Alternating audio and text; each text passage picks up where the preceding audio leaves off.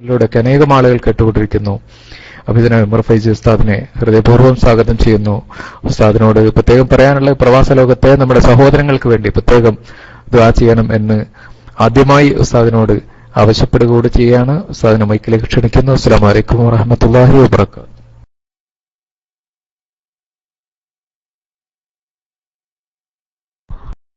അസ്സലാമു അലൈക്കും വറഹ്മത്തുള്ളാഹി വബറകാതുഹു.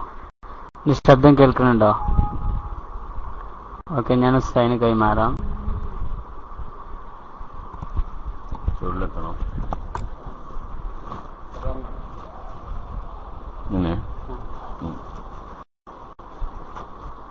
السلام عليكم ورحمة الله وبركاته.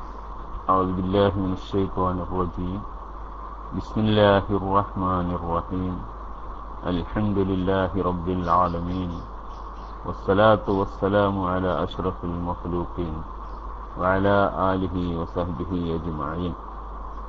ബഹുമാനപ്പെട്ട സഹോദരന്മാരെ, നിങ്ങൾ എല്ലാ ദിവസവും എപ്പോഴും നടത്തിക്കൊണ്ടിരിക്കുന്ന ഈ പരിപാടിയിൽ പങ്കെടുക്കാനും നിങ്ങളുമായി സംബോധനം ചെയ്യാനും അവസരമൊരുക്കിയ ഇതിൻ്റെ പ്രവർത്തകർക്ക് നന്ദി രേഖപ്പെടുത്തുന്നതോടുകൂടെ അള്ളാഹുവിനെ അങ്ങേയറ്റം സ്തുതിക്കുകയാണ്. സമസ്ത കേരള ജമിയത്തുൽ ഉലമയുമായി ബന്ധപ്പെട്ട് പ്രവർത്തിക്കാൻ കിട്ടുന്ന അവസരം അമൂല്യമായ അവസരമാണെന്ന് കരുതുന്നവനും അതനുസരിച്ച് ആലിമീങ്ങളുടെ ഖാദിമായി ജീവിച്ചുകൊണ്ടിരിക്കുന്നതും ഒരു വിധേയനാണ്, വിനയാന്വിതനാണ്. ഞാൻ പരിചയപ്പെടുത്തിയതുപോലെ അത്ര വലിയ കർമ്മങ്ങളൊന്നും ചെയ്യുന്നവനല്ലെങ്കിലും മഹാനായ ശൈഖുന ശംസുൽ ഉലമ നവ്വറല്ലാഹു മർക്കദഹു മഹാനവറുകളിൽ നിന്നും പട്ടിക്കാട് ജാമിയ നൂരിയ അറബി കോളേജിൽ 4 കൊല്ലം അവിടുത്തെ ശിഷ്യനായി ജീവിക്കുകയും അന്ന് തന്നെ ശൈഖുനായുമായി വലിയ ബന്ധം സ്ഥാപിക്കാൻ അവസരം കിട്ടുകയും ചെയ്തു. പിന്നീട് ജാമിയയിൽ നിന്നും പുറത്തുപോയി ഞാൻ എൻ്റെ ജോലിയിൽ ഏർപ്പെട്ടുകൊണ്ടിരിക്കുമ്പം, ജോലി എന്ന് പറഞ്ഞാൽ ജാമിയയിൽ പഠിക്കുന്ന കാലത്ത് തന്നെ ഞാൻ യൂണിവേഴ്സിറ്റി ദാറുൽ ഉലൂം പരീക്ഷയൊക്കെ എഴുതിയിട്ടുണ്ടായിരുന്നു. ആ അടിസ്ഥാനത്തിൽ എനിക്ക് സ്കൂൾ അധ്യാപകനായി ആദ്യം മാനേജ്മെന്റിലും പിന്നീട് സർക്കാരിലും PSC മുഖേന നിയമനം ലഭിച്ച് ജോലി എടുത്തുകൊണ്ടിരിക്കുകയായിരുന്നു. ആ ഇടെയാണ് ബഹുമാനപ്പെട്ട ശൈഖുന എന്നെ വിളിപ്പിച്ചത്. അന്ന് ശൈഖുന നന്ദി ദാറുസ്സലാമിൽ പ്രിൻസിപ്പാളായി സ്ഥാനം ഏറ്റെടുത്ത ഉടനെയാണ്, നീ എന്റെ കൂടെ വാ, എനിക്കതാണ് ഖൈറ് എന്ന് എന്നോട് പറഞ്ഞു. സർക്കാർ ജോലി എന്ന് പറഞ്ഞാൽ എല്ലാവർക്കും അറിയാമല്ലോ, അതൊരു സ്ഥിരമുള്ള ജോലിയാണ്. എല്ലാവരും എത്രയും സംഖ്യ മുടക്കി നേടുന്ന ഒരു ജോലിയാണ്. അത് ശൈഖുന എന്നോടിത് പറഞ്ഞപ്പോൾ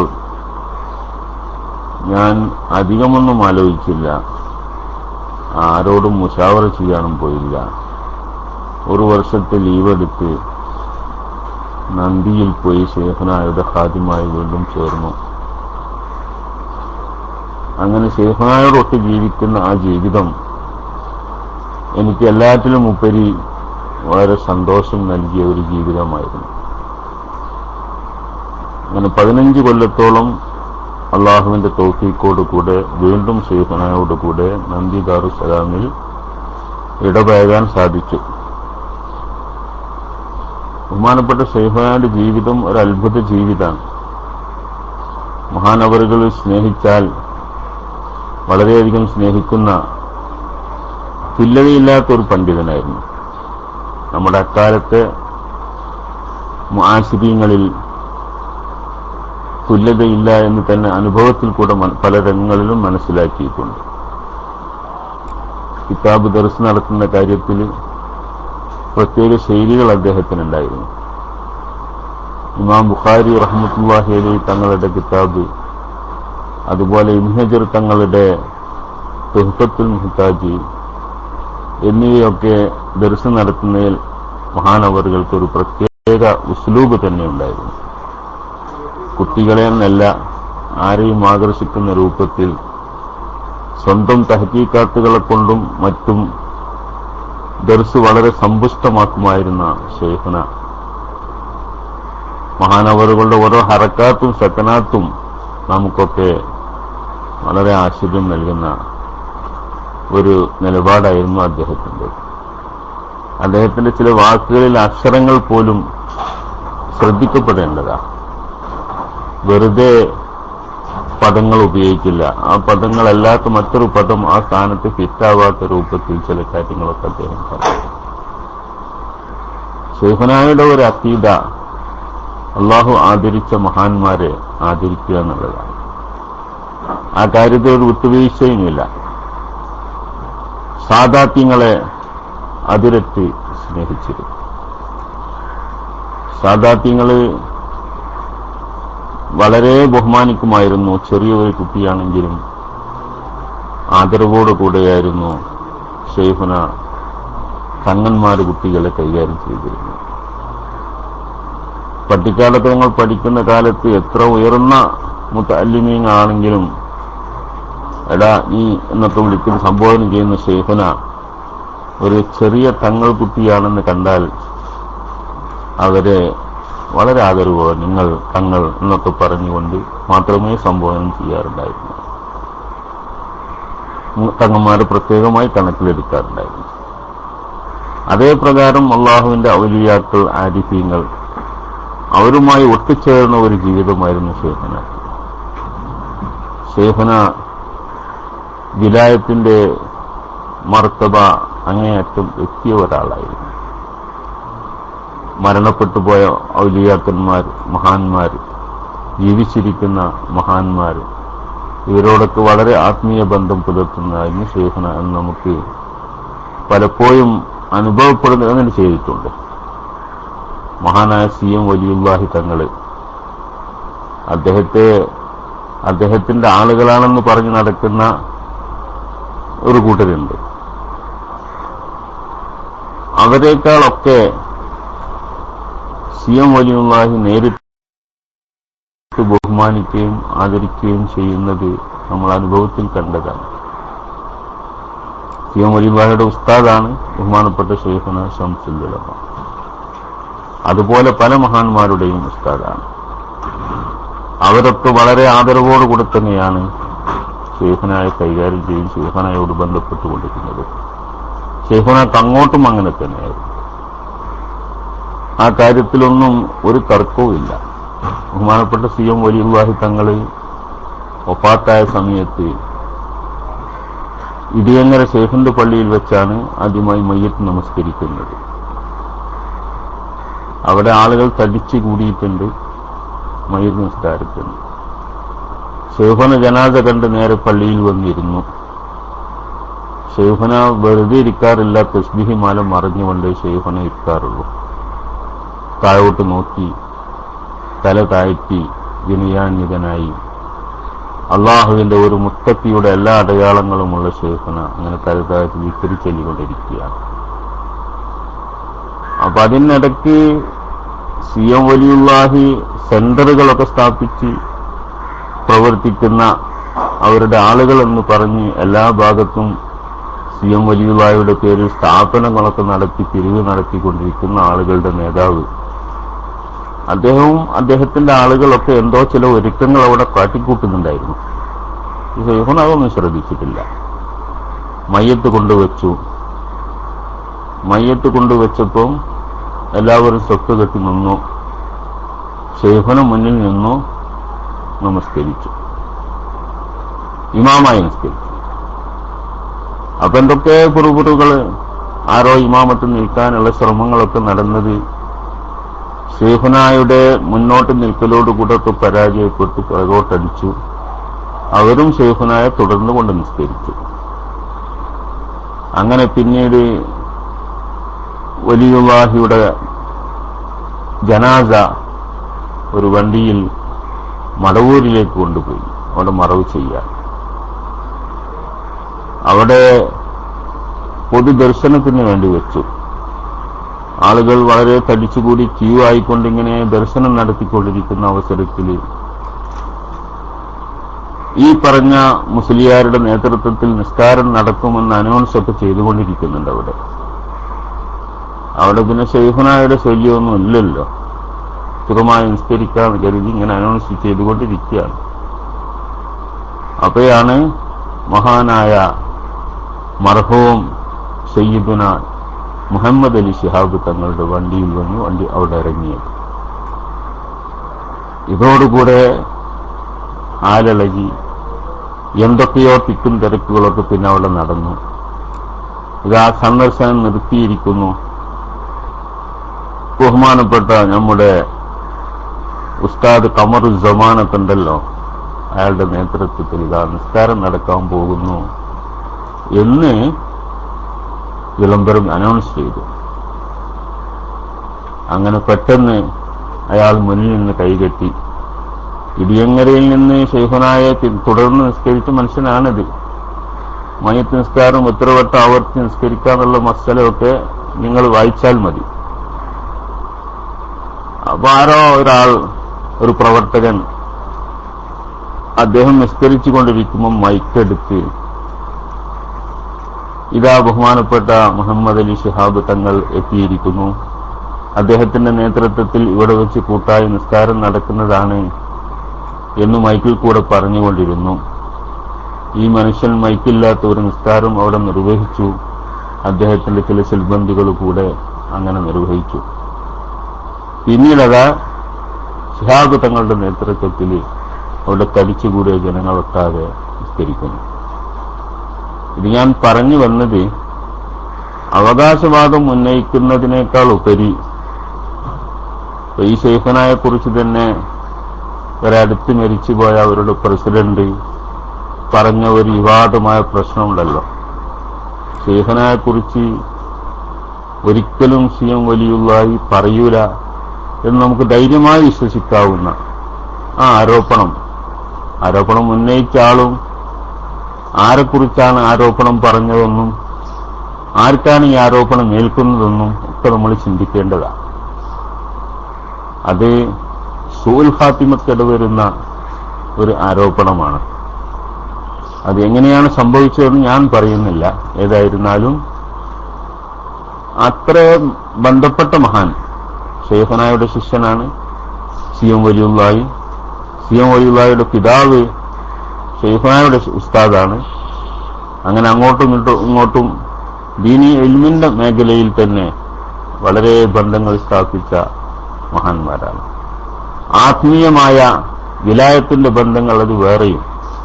അതിനൊക്കെ പുറമെ കുടുംബ ബന്ധവും ദേശത്തി അഞ്ചെത്തി മക്കളാണ്.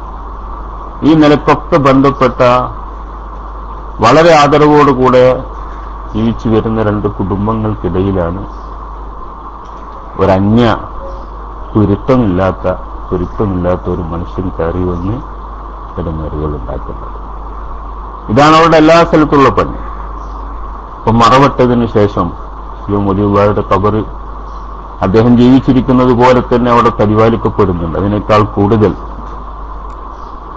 അത് അദ്ദേഹത്തിന്റെ മഹല്ല്, അദ്ദേഹം സ്ഥിതി ചെയ്യുന്ന മഹാനവറുകൾ സ്ഥിതി ചെയ്യുന്ന മഹല്ല്, ആ മഹല്ല് കമ്മിറ്റി തന്നെ അതിന് മക്ബറയൊരുക്കി അവിടെ വേണ്ടപ്പെട്ട അതിനോടനുബന്ധപ്പെട്ട സ്ഥാപനങ്ങളൊക്കെ ഉണ്ടാക്കി നടത്തി വരുന്നുണ്ട്.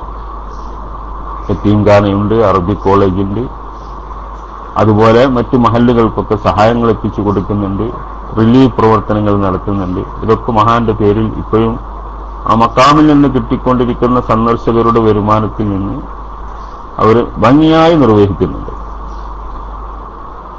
ആ വഴിക്ക് പോകുമ്പോൾ നിങ്ങൾക്ക് കാണാം, ആ വഴിയുടെ മുമ്പിൽ തടസ്സങ്ങൾ സൃഷ്ടിക്കുന്ന ഈ പ്രകൃതികളുടെ ചില ബോർഡുകളും ചില ബിൽഡിങ്ങുകളും ഒക്കെ കാണാം. അവിടെ ഇപ്പൊ പല വേണ്ടാത്തരങ്ങളും ഉണ്ടായത് നമുക്കറിയാവുന്നതാണ്. ഈ വലിയുല്ലാഹിയുടെ സ്ഥാപനത്തിൽ നടത്തപ്പെടുന്ന അറബി കോളേജിലേക്കും യത്തീംഖാനയിലേക്കും ഒക്കെ നേർച്ചയാക്കി വരുന്ന നേർച്ചകളൊക്കെ വഴിയിൽ നിന്ന് തട്ടിയെടുക്കാനുള്ള ഒരു സ്ഥാപനമാണ് അവരുടെ സ്ഥാപനം. ഒരു ഹാജിയാര് വളരെ ആവേശത്തോടുകൂടെ മടവൂർ യത്തീംഖാനയിലെ കുട്ടികൾക്ക് മീൻ പൊരിച്ചു കൊടുക്കാൻ വേണ്ടി നല്ല കഷ്ണം മീനുമായി കൊണ്ടുവന്നു. വഴിയിൽ വെച്ച് ഇവര് അത് ഇവിടെ തന്നെയാണെന്ന് പറഞ്ഞ് വാങ്ങി വെച്ചു. അങ്ങനെ ചോറ് തിന്നുന്നിടത്ത് ആചാര് പോയി നോക്കിയപ്പോൾ മീൻ പൊരിച്ചതില്ല. യത്തീം കുട്ടികളുടെ ചോറ് മീൻ പൊരിക്കാതെയാണ് അവർ തിന്നുന്നത്. ഇത് കണ്ടപ്പോൾ അദ്ദേഹം ചോദിച്ചു, എന്താ മീൻ പൊരിച്ചു കൊടുക്കാത്തത്? അങ്ങനെ കിട്ടിയിട്ടില്ലല്ലോ, ഇവിടെ മീൻ കിട്ടിയിട്ടില്ലല്ലോ. അപ്പൊ അന്വേഷിച്ച് നോക്കുമ്പോൾ അയാൾ കൊടുത്ത സ്ഥലത്ത് പോയപ്പോൾ അവിടെയൊക്കെ മുളക് പരത്തിയിട്ട് പൊരിക്കാൻ റെഡിയാക്കി നിൽക്കുന്നുണ്ട്. അയാൾ അവിടുന്ന് അവർ കെട്ട് അവരെ തലയിൽ ഒതുക്കിച്ച് അങ്ങോട്ട് കൊണ്ടു കൊടുത്തു. ഇതുപോലെ പല സംഭവങ്ങളുണ്ട്. സിയം വലിയുള്ളായുടെ ആളാണെന്ന് പറഞ്ഞ് അവരുടെ പേരിലും തട്ടിപ്പും വെട്ടിപ്പും നടക്കുക. ഞാൻ ആ ഭാഗം കൂടുതൽ പറയല്ല, അങ്ങനെ പരാമർശവും പറഞ്ഞു പോയതാണ്. അതുകൊണ്ട്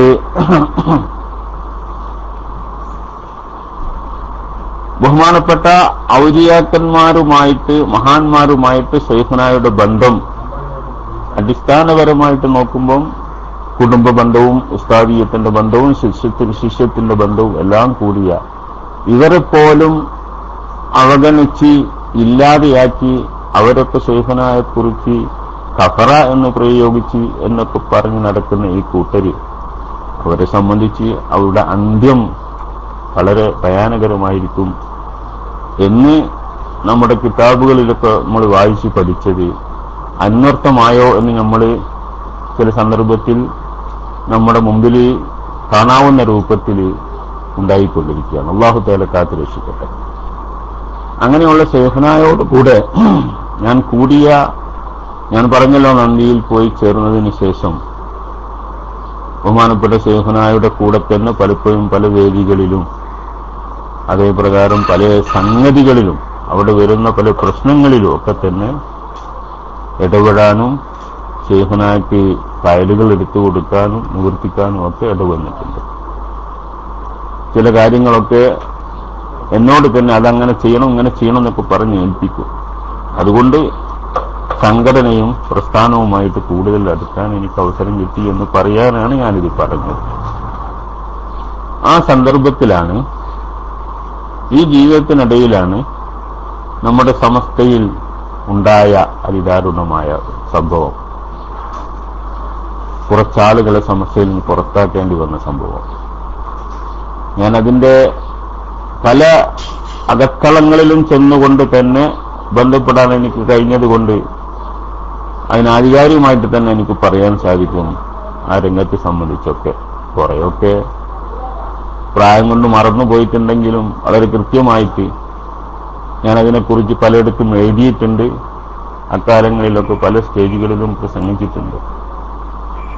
ആ നിലപാടിൽ എനിക്കിപ്പം എല്ലാം തീയതി ഇട്ട് പറയാൻ കഴിഞ്ഞുകൊള്ളണമെന്നല്ല, ഞാൻ കാണാതെ പറയുന്ന ഓർമ്മയിൽ നിന്ന് പറയുന്ന സംഗതികളാണ്. അപ്പൊ അതിലെ ചില മാറ്റങ്ങളൊക്കെ തീയതിയിലെയും സമയത്തിന്റെയും ഒക്കെ കാര്യത്തിൽ മാറ്റങ്ങൾ ഉണ്ടായി എന്ന് വന്നേക്കാം. എന്നല്ലാതെ പറയുന്ന വസ്തുതകള് ഒരു വളച്ചുകെട്ടില്ലാത്ത രൂപത്തിൽ എനിക്ക് പറയാൻ സാധിക്കും. ബഹുമാനപ്പെട്ട ശംസുൽ ഉലമ എന്ന് പറഞ്ഞാൽ സമസ്തയുടെ എല്ലാമായിരുന്നു. സമസ്ത ജനറൽ സെക്രട്ടറി എന്നതിൽ കവിഞ്ഞ് അവിടെ മറ്റൊരു ഇടപെടലുകളുമില്ല. അതായത് ബഹുമാനപ്പെട്ട ശൈഖ് ശംസുൽ ഉലമ തന്നെയായിരുന്നു സമസ്ത. ശംസുൽ ഉലമയുടെ അഭിപ്രായത്തിനപ്പുറം മറ്റൊരു അഭിപ്രായമില്ലാത്ത രൂപത്തിൽ എല്ലാ മുക്കുമൂലയിലും മഹാനവറുകൾ ശ്രദ്ധിക്കുമായിരുന്നു. അത് ശംസുൽ ഉലമയുടെ പ്രത്യേകതയാണ്.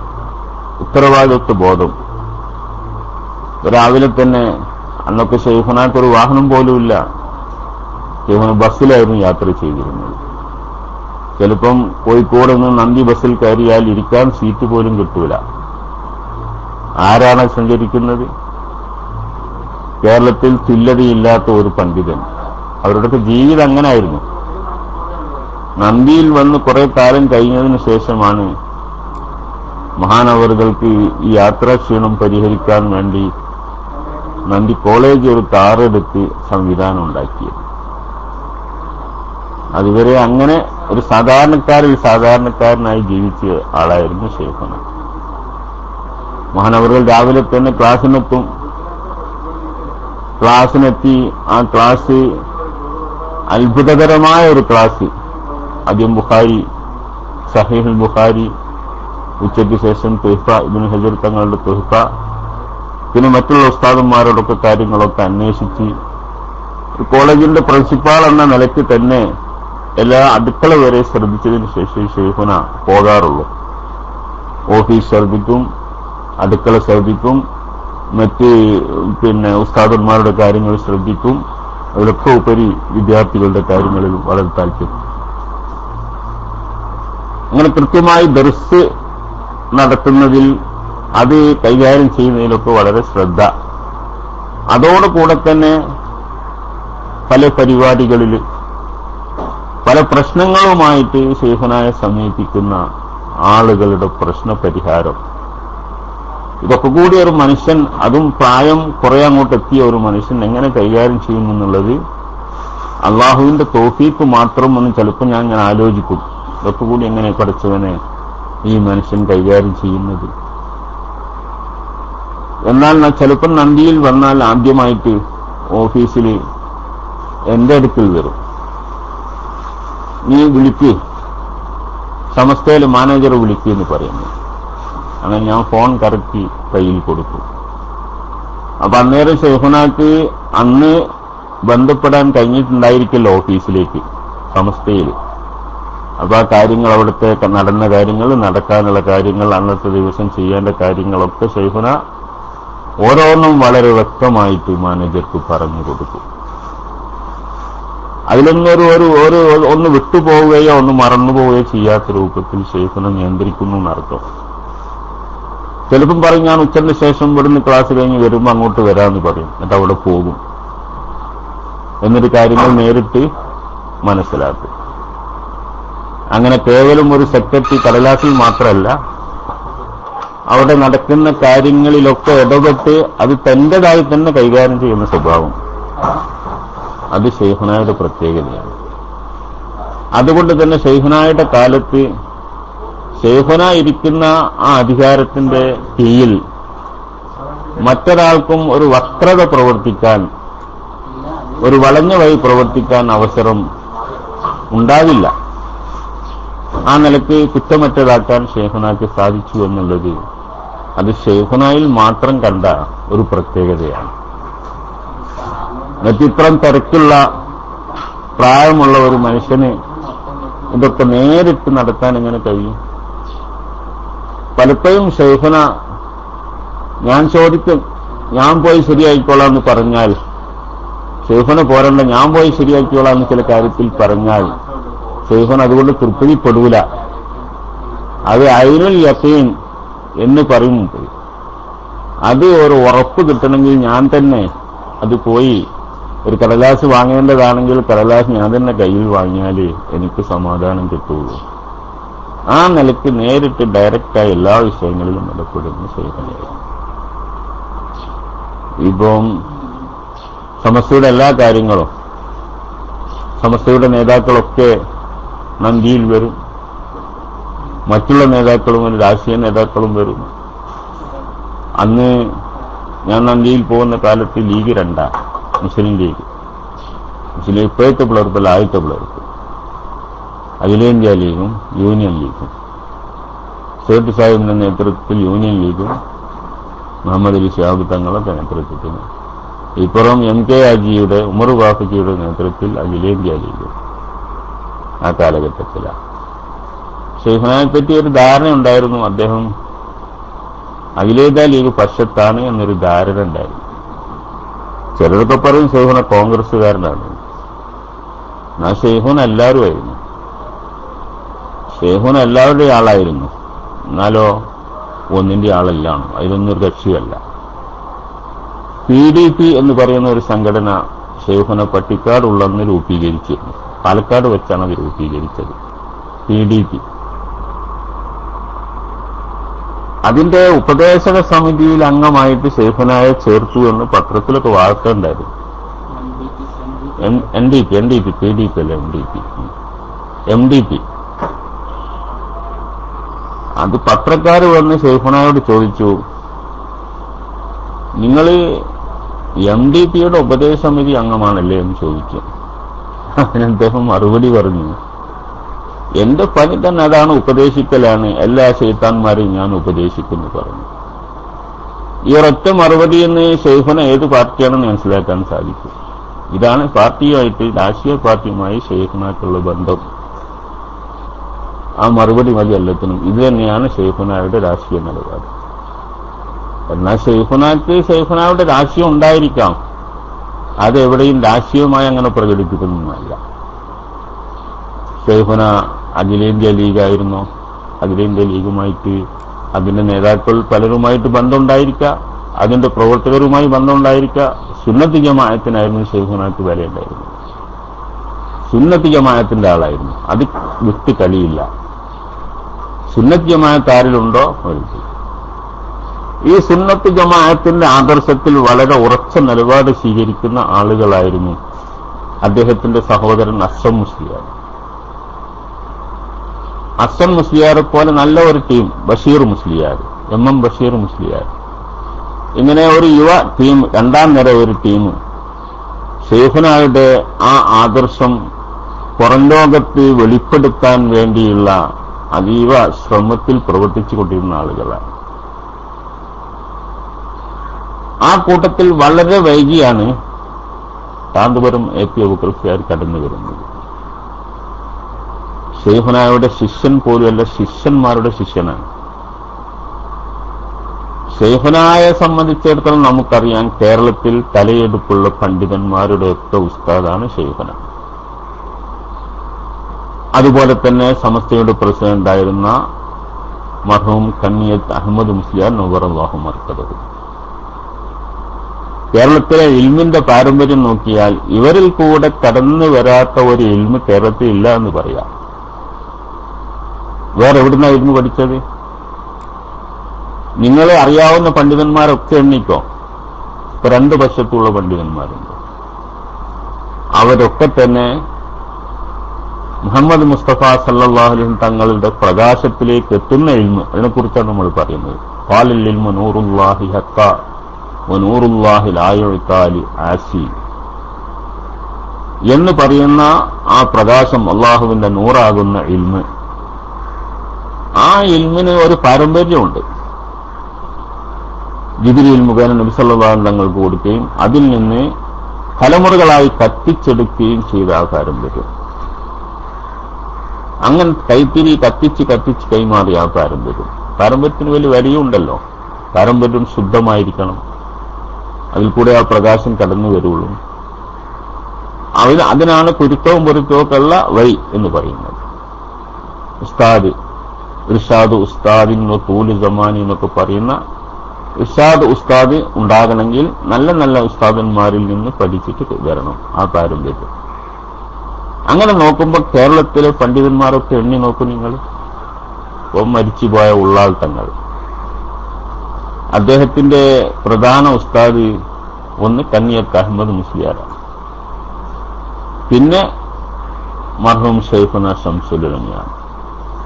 നമ്മൾ വായിച്ചു പഠിച്ചതല്ല, ഇത് തങ്ങളുടെ പല പ്രസംഗങ്ങളും ഞങ്ങൾ മനസ്സിലാക്കിയതാണ്. അദ്ദേഹം തന്നെ വളരെ അഭിമാനത്തോടുകൂടെ ആദ്യകാലങ്ങളിൽ പറയാറുണ്ടായിരുന്നു, എനിക്കെന്തെങ്കിലും എന്നിൽ അവകാശപ്പെടാനുണ്ടെങ്കിൽ ഞാനത് 2 കൊല്ലം കണ്ണിയത്ത് ഉസ്താദിൽ നിന്നും 3.5 വർഷം ശംസുൽ ഉലമയിൽ നിന്നും പഠിച്ചത് മാത്രമാണ് എന്ന് പറയാറുണ്ടായിരുന്നു. ആധികാരികമായ കിതാബുകളൊക്കെ ഓതിയത് ശംസുൽ ഉലമയിൽ നിന്നാണ് എന്ന് അദ്ദേഹം തന്നെ അഭിമാനത്തോടുകൂടെ പറയാറുണ്ടായിരുന്നു. അതാണൊക്കെ ഒരു വലിയൊരു പണ്ഡിതൻ മരിച്ചുപോയപ്പോൾ അടുത്ത കാലത്ത് മരിച്ചുപോയ ഒരു ഗ്രൂപ്പിന്റെ ശക്തനായ നേതൃത്വം നൽകുന്ന ഒരു മനുഷ്യൻ, പണ്ഡിതൻ. അതുപോലെ ബഹുമാനപ്പെട്ട കണ്ണിയത്ത് ഉസ്താദിന്റെ ശിഷ്യനാണ് ശംസുൽ ഉലമ. പിന്നീട് ഒരാളെ നിങ്ങൾ എണ്ണിക്കോ, ഒന്നുകിൽ ഈ രണ്ടു മഹാന്മാരുടെ ശിഷ്യന്മാരുടെ ശിഷ്യന്മാരോ ആയിട്ടാണ് വരിക. അല്ലാത്തൊരു പണ്ഡിതൻ എണ്ണാൻ കഴിയില്ല. അടുത്ത കാലത്ത് വലിയൊരു പണ്ഡിതൻ ഏന്തിൻകുട്ടി മുസ്ലിയാർ, ചാലിയത്തൊക്കെ മുതറ്റിസായിരുന്ന ജൈനുദ്ദീൻ മുസ്ലിയാരും ഏന്തിൻകുട്ടി മുസ്ലിയാർ. ഓക്കെ, മഹാനവറുകൾ ശൈഖുനായുടെ ശിഷ്യനാണ്. ശൈഖുന പഠിക്കാൻ വലിയൊരു ബാക്കിയാത്തിൽ പഠിച്ചു, ഉടനെ തന്നെ അവിടെ മുദരിസായിട്ടുണ്ട്. അതുകൊണ്ട് ഇവിടുന്ന് ചെല്ലുന്ന വലിയ ആലിമീങ്ങളൊക്കെ തന്നെയും ശൈഖുനായുടെ ശിഷ്യന്മാരാണ്. കെ അബൂബക്കർ ഹസ്രത്ത് സമസ്തയുടെ ഒരു കാലത്ത് പ്രസിഡന്റ് ആയിരുന്നു, കുറെ കാലം ജാമിയ നൂരിയയുടെ പ്രിൻസിപ്പാളായിരുന്നു, വലിയ പണ്ഡിതൻ, ഷെയ്ഖുൽ ഹദീസായിരുന്നു. മഹാനവറുകൾ ശൈഖുനായുടെ ശിഷ്യനാണ്, ശംസുൽ ഉലമയുടെ ശിഷ്യനാണ്. വേറെ നിങ്ങൾക്ക് പട്ടികയിൽ ആരാ ഉള്ളത് അവരൊക്കെ എടുത്ത് നോക്ക്, ഇവരുടെ ശിഷ്യഗണത്തിൽ വരും. അപ്പൊ ഈ പരമ്പരയിലെ ഒരു പ്രധാന ഒരു കാലഘട്ടത്തിന്റെ കണ്ണികളാണ് ശംസുൽ ഉലമയും കണ്ണിയത്ത്. ഇവരെ മറികടന്നുകൊണ്ട് അല്ലെങ്കിൽ അവരുടെ ബന്ധവിച്ഛേദം നടത്തിക്കൊണ്ട് മറ്റൊരുത്തന് ഇവിടെ പാണ്ഡിത്യം നൂറുല്ലാഹി എന്ന ഇൽമ് അവകാശപ്പെടാൻ ആർക്കും സാധ്യമല്ല. ഒരാൾ പറഞ്ഞു, ഇപ്പൊ കാന്തപുര അബൂബക്കർ മുസ്ലിയാരുടെ ഉസ്താദാണ് കെ അബൂബക്കർ ഹസ്രത്ത്. കെ അബൂബക്കർ ഹസ്രത്തിന്റെ ശിഷ്യനാണ് കാന്തപുരം. അയാൾ കെ അബൂബക്കർ എന്ന തന്റെ ഉസ്താദിനെ എന്തുമാത്രം പീഡിപ്പിച്ചിട്ടുണ്ടെങ്കിലും ഉസ്താദിയത്തിന് ആരും നിഷേധിച്ചിട്ടില്ല. നേരത്തെ പറഞ്ഞ ഓക്കെ ഏന്തിൻകുട്ടി മുസ്ലിയാർ പിയുടെ ഉസ്താദാണെന്ന് അയാൾ പറയാറുണ്ട്. ശംസുൽ ഉലമയുടെ ശിഷ്യനായ ഓക്കെ ഏന്തിൻ മുസ്ലിയാരുടെ ശിഷ്യനാണ് പി. അപ്പൊ ആ പരമ്പരയിൽ ഇൽമിലേക്ക് എത്തുന്ന ആ പരമ്പര, റസൂലുള്ളാഹിലേക്ക് എത്തുന്ന പരമ്പരയിൽ ഇവരെ കടന്നുകൊണ്ട് ഞങ്ങൾ അവരുടെ ശിഷ്യനല്ല എന്ന് പറഞ്ഞുകൊണ്ട് മറികടക്കാൻ ഒരാലിമുമില്ല. ഇൽമിന്റെ മേഖലയിൽ ഏറ്റവുമുള്ള അദബ് ഉസ്താദന്മാരെ ബഹുമാനിക്കുക, ഗുരുവന്യന്മാരെ ബഹുമാനിക്കുക എന്നുള്ളതാണ്. അതാണല്ലോ ലോകത്തിന്റെ ആദ്യത്തെ പാഠം തന്നെ. അല്ലാഹു തആല വഅല്ലമ ആദമൽ അസ്മാഅ കുല്ലഹാ സുമ്മ അറളഹും അലൽ മലായിക എന്ന പാഠം തന്നെ അതാണല്ലോ. ആദം നബി അലൈഹിസ്സലാം ആദ്യത്തെ ശക്തി അല്ലാഹു തആല ഇൽമു നൽകി. അല്ലാഹു തആല ഇൽമു നൽകിയതിന്റെ പേരിൽ അല്ലാഹു തആല നടത്തിയ പരീക്ഷയിൽ ആദം നബി വിജയിച്ചു. മറ്റുള്ളവരൊക്കെ ശിഷ്യന്മാരും ആദം ഉസ്താദുമായി. ലോകത്തിന് മുമ്പിൽ ആദ്യത്തെ ചിത്രീകരണം അതാണ്. അങ്ങനെ ഉസ്താദിനെ ബഹുമാനിക്കുക, സുജൂദ് ചെയ്യുകയും എന്ന് അല്ലാഹു തആല കൽപ്പിച്ചു. മനുഷ്യന്റെ മുമ്പിൽ തന്നെ അല്ലാഹു പ്രയോഗിച്ച നിയമം, അല്ലാഹു നടപ്പാക്കിയ നിയമം ഉസ്താദിനെ ബഹുമാനിക്കുക, ഇൽമിനെ ബഹുമാനിക്കുക എന്നുള്ളതാണ്. അല്ലെങ്കിൽ കാലാകാലവും ശാപത്തിനിരയാവും. ഫഖ്റുജ് മിൻഹാ ഫഇന്നക റജീം, നമ്മളെ കൂട്ടത്തിൽ അവനില്ല, പുറത്താക്കണം. ഇത് നമ്മൾ പഠിപ്പിച്ചതല്ലേ, ഇതല്ലേ നമ്മൾ തുടർന്ന് വരുന്ന പാഠം. ഇതിൽ നിന്ന് വ്യത്യാസപ്പെടാൻ അല്ലെങ്കിൽ മാറി നിൽക്കാൻ ആർക്കും സാധിക്കൂലല്ലോ. അതുകൊണ്ട്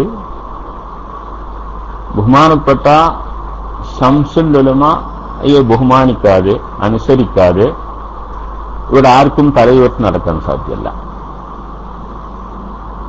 അങ്ങനത്തെ ശംസുൽ ഉലമ എല്ലാ കാര്യം സുന്നത്ത് ജമാഅത്തിന്റെ കാര്യത്തിൽ വളരെ തീവ്രമായിരുന്നു, ഒരു വിട്ടുവീഴ്ചയില്ല.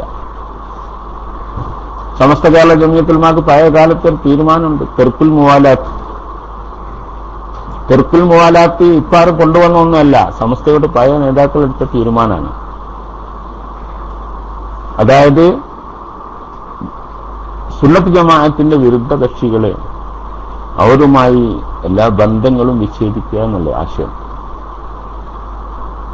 ബന്ധങ്ങളിൽ കൂടെ ചിലപ്പം പാലമിട്ടാൽ അവരുടെ പ്രസ്ഥാനത്തിന് വളർച്ചയുണ്ടാവും. നമ്മളെ ആളുകളുമായി ഇടപഴകാനുള്ള അവസരങ്ങൾ അവർ ദുരുപയോഗം ചെയ്യും. അത് നമ്മുടെ ആശയത്തിന് തകർച്ച ഉണ്ടാക്കും എന്ന നിലപാട് പഴയ സമസ്ത അലിമ്യങ്ങൾ എടുത്തിട്ടുണ്ട്. അതിലൊക്കെ ഉറച്ചു നിൽക്കുന്ന ആളായിരുന്നു ബഹുമാനപ്പെട്ട ശൈഖുനാ ശംസുൽ ഉലമ. അതൊരു വിട്ടുവീഴ്ച ഉണ്ടായിട്ടില്ല.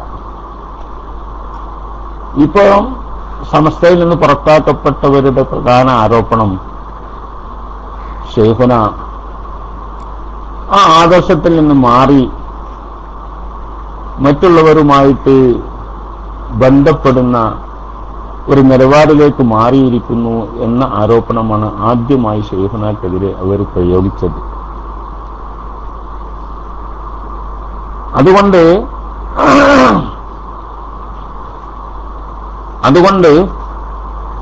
ആ ആരോപണത്തെക്കുറിച്ച് നമുക്കൊന്ന് പരിശോധിക്കാം എന്താ ഉണ്ടായെന്ന്. ഇന്ത്യ രാജ്യത്ത് സുപ്രീം കോടതി ഒരു സുപ്രധാനമായ വിധി ഉണ്ടായി.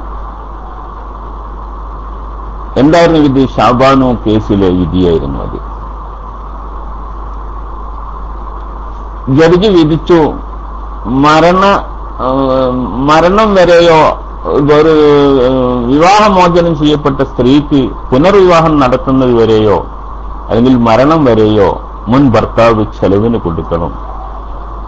വലിൽ മുത്തല്ലഖാത്തി മതാഉൻ എന്ന ആയത്ത് കട്ട് ചെയ്തുകൊണ്ടാണ്, ആ കഷ്ണം കട്ടെടുത്തുകൊണ്ടാണ് ജഡ്ജി ഇതിനെ ദുർവ്യാഖ്യാനം ചെയ്തുകൊണ്ട് വിധി പ്രഖ്യാപിച്ചത്. ഇത് വളരെ ഗുരുതരമായൊരു വിധിയാണ്. ഒരു കാര്യം തീർത്ത പെണ്ണിന് ചോറ് കൊടുത്തു എന്ന് വിചാരിച്ച് ഇസ്ലാമിൽ വലിയ ഗുരുതരമായ സംഗതിയൊന്നുമല്ല.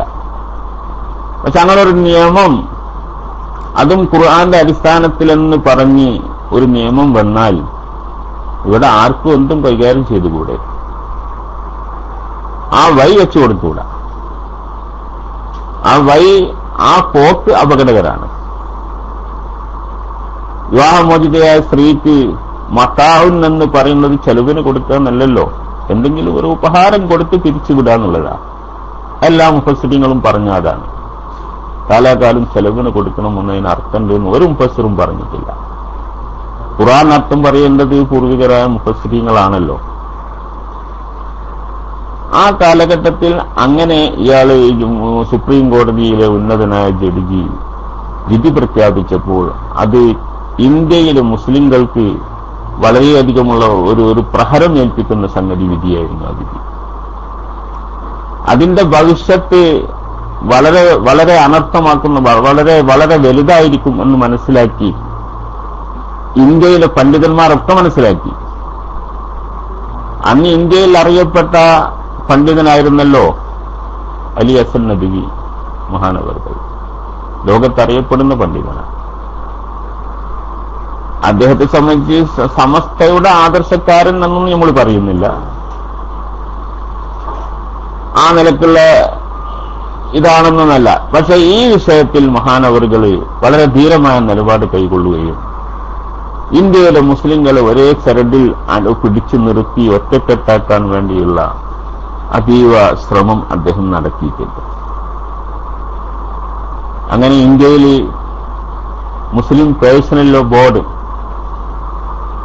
അങ്ങനെ ഒരു സംഘടന രൂപീകരിക്കാനും അത് ഈ കാര്യം, ആ സംഘടനയിലൂടെ ഈ കാര്യം ആഹ്വാനം ചെയ്ത് ജനങ്ങളെ ഒറ്റക്കെട്ടാക്കാനും ഒരു ശ്രമം നടത്തി അദ്ദേഹം.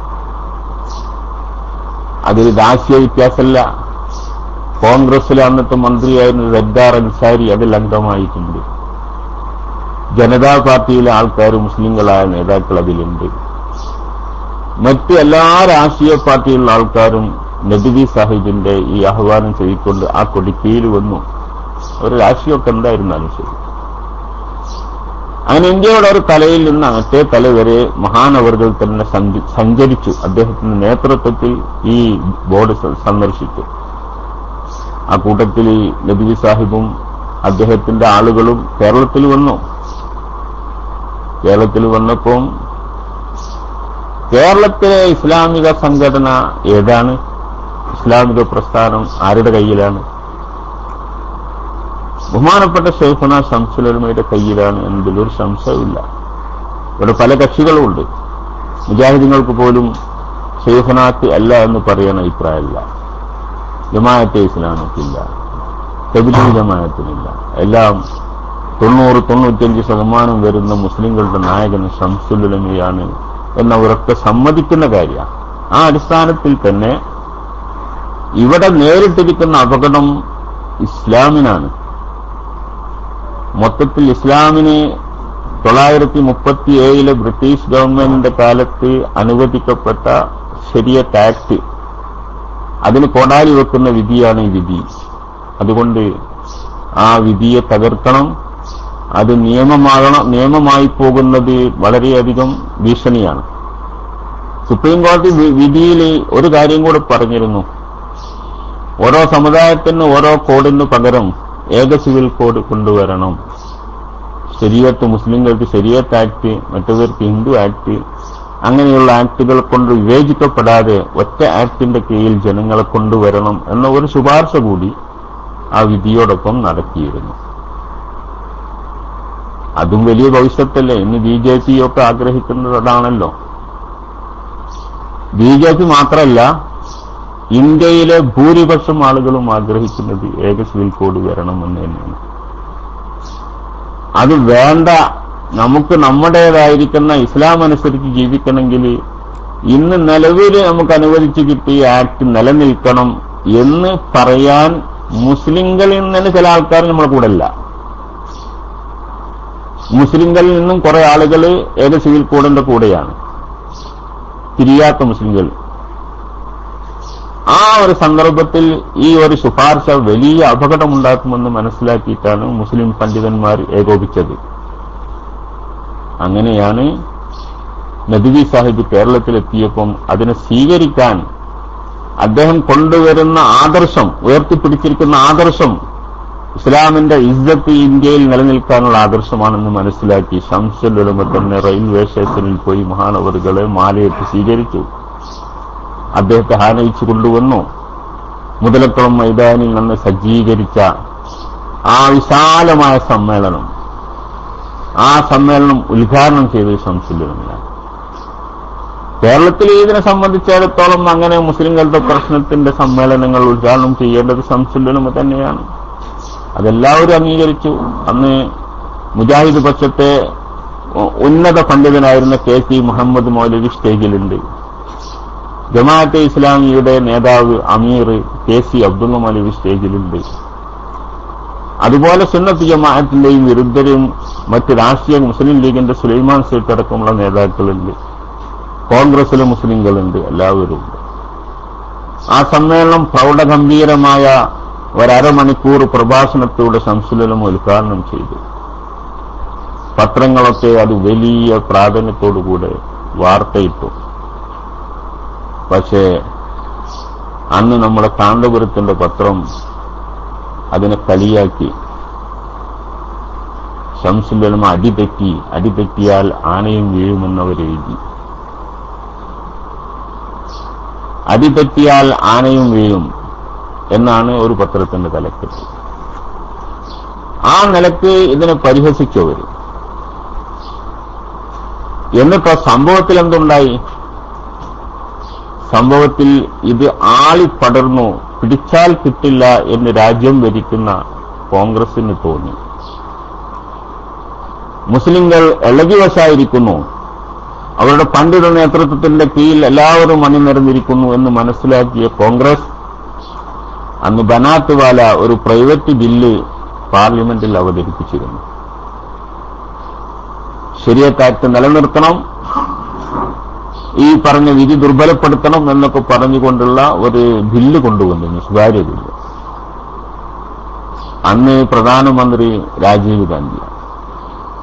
അദ്ദേഹം ആ ബില്ല് വിളിപ്പിച്ചു, തിരിച്ചെടുക്കാൻ പറഞ്ഞു. എന്നിട്ട് ട്രഷറി ബെഞ്ച്, കോൺഗ്രസിന്റെ ബെഞ്ചിൽ നിന്ന് ബില്ല് കൊണ്ടുവന്നു. ഇന്ത്യൻ പാർലമെന്റ് ചരിത്രത്തിൽ സ്വാതന്ത്ര്യം കിട്ടിയ അന്നാണ് അർദ്ധരാത്രി യോഗം ചേർന്നത്. രണ്ടാമതൊരു യോഗം അർദ്ധരാത്രി ചേർന്നത് ഈ ബില്ല് കൊണ്ടുവരാനാണ്.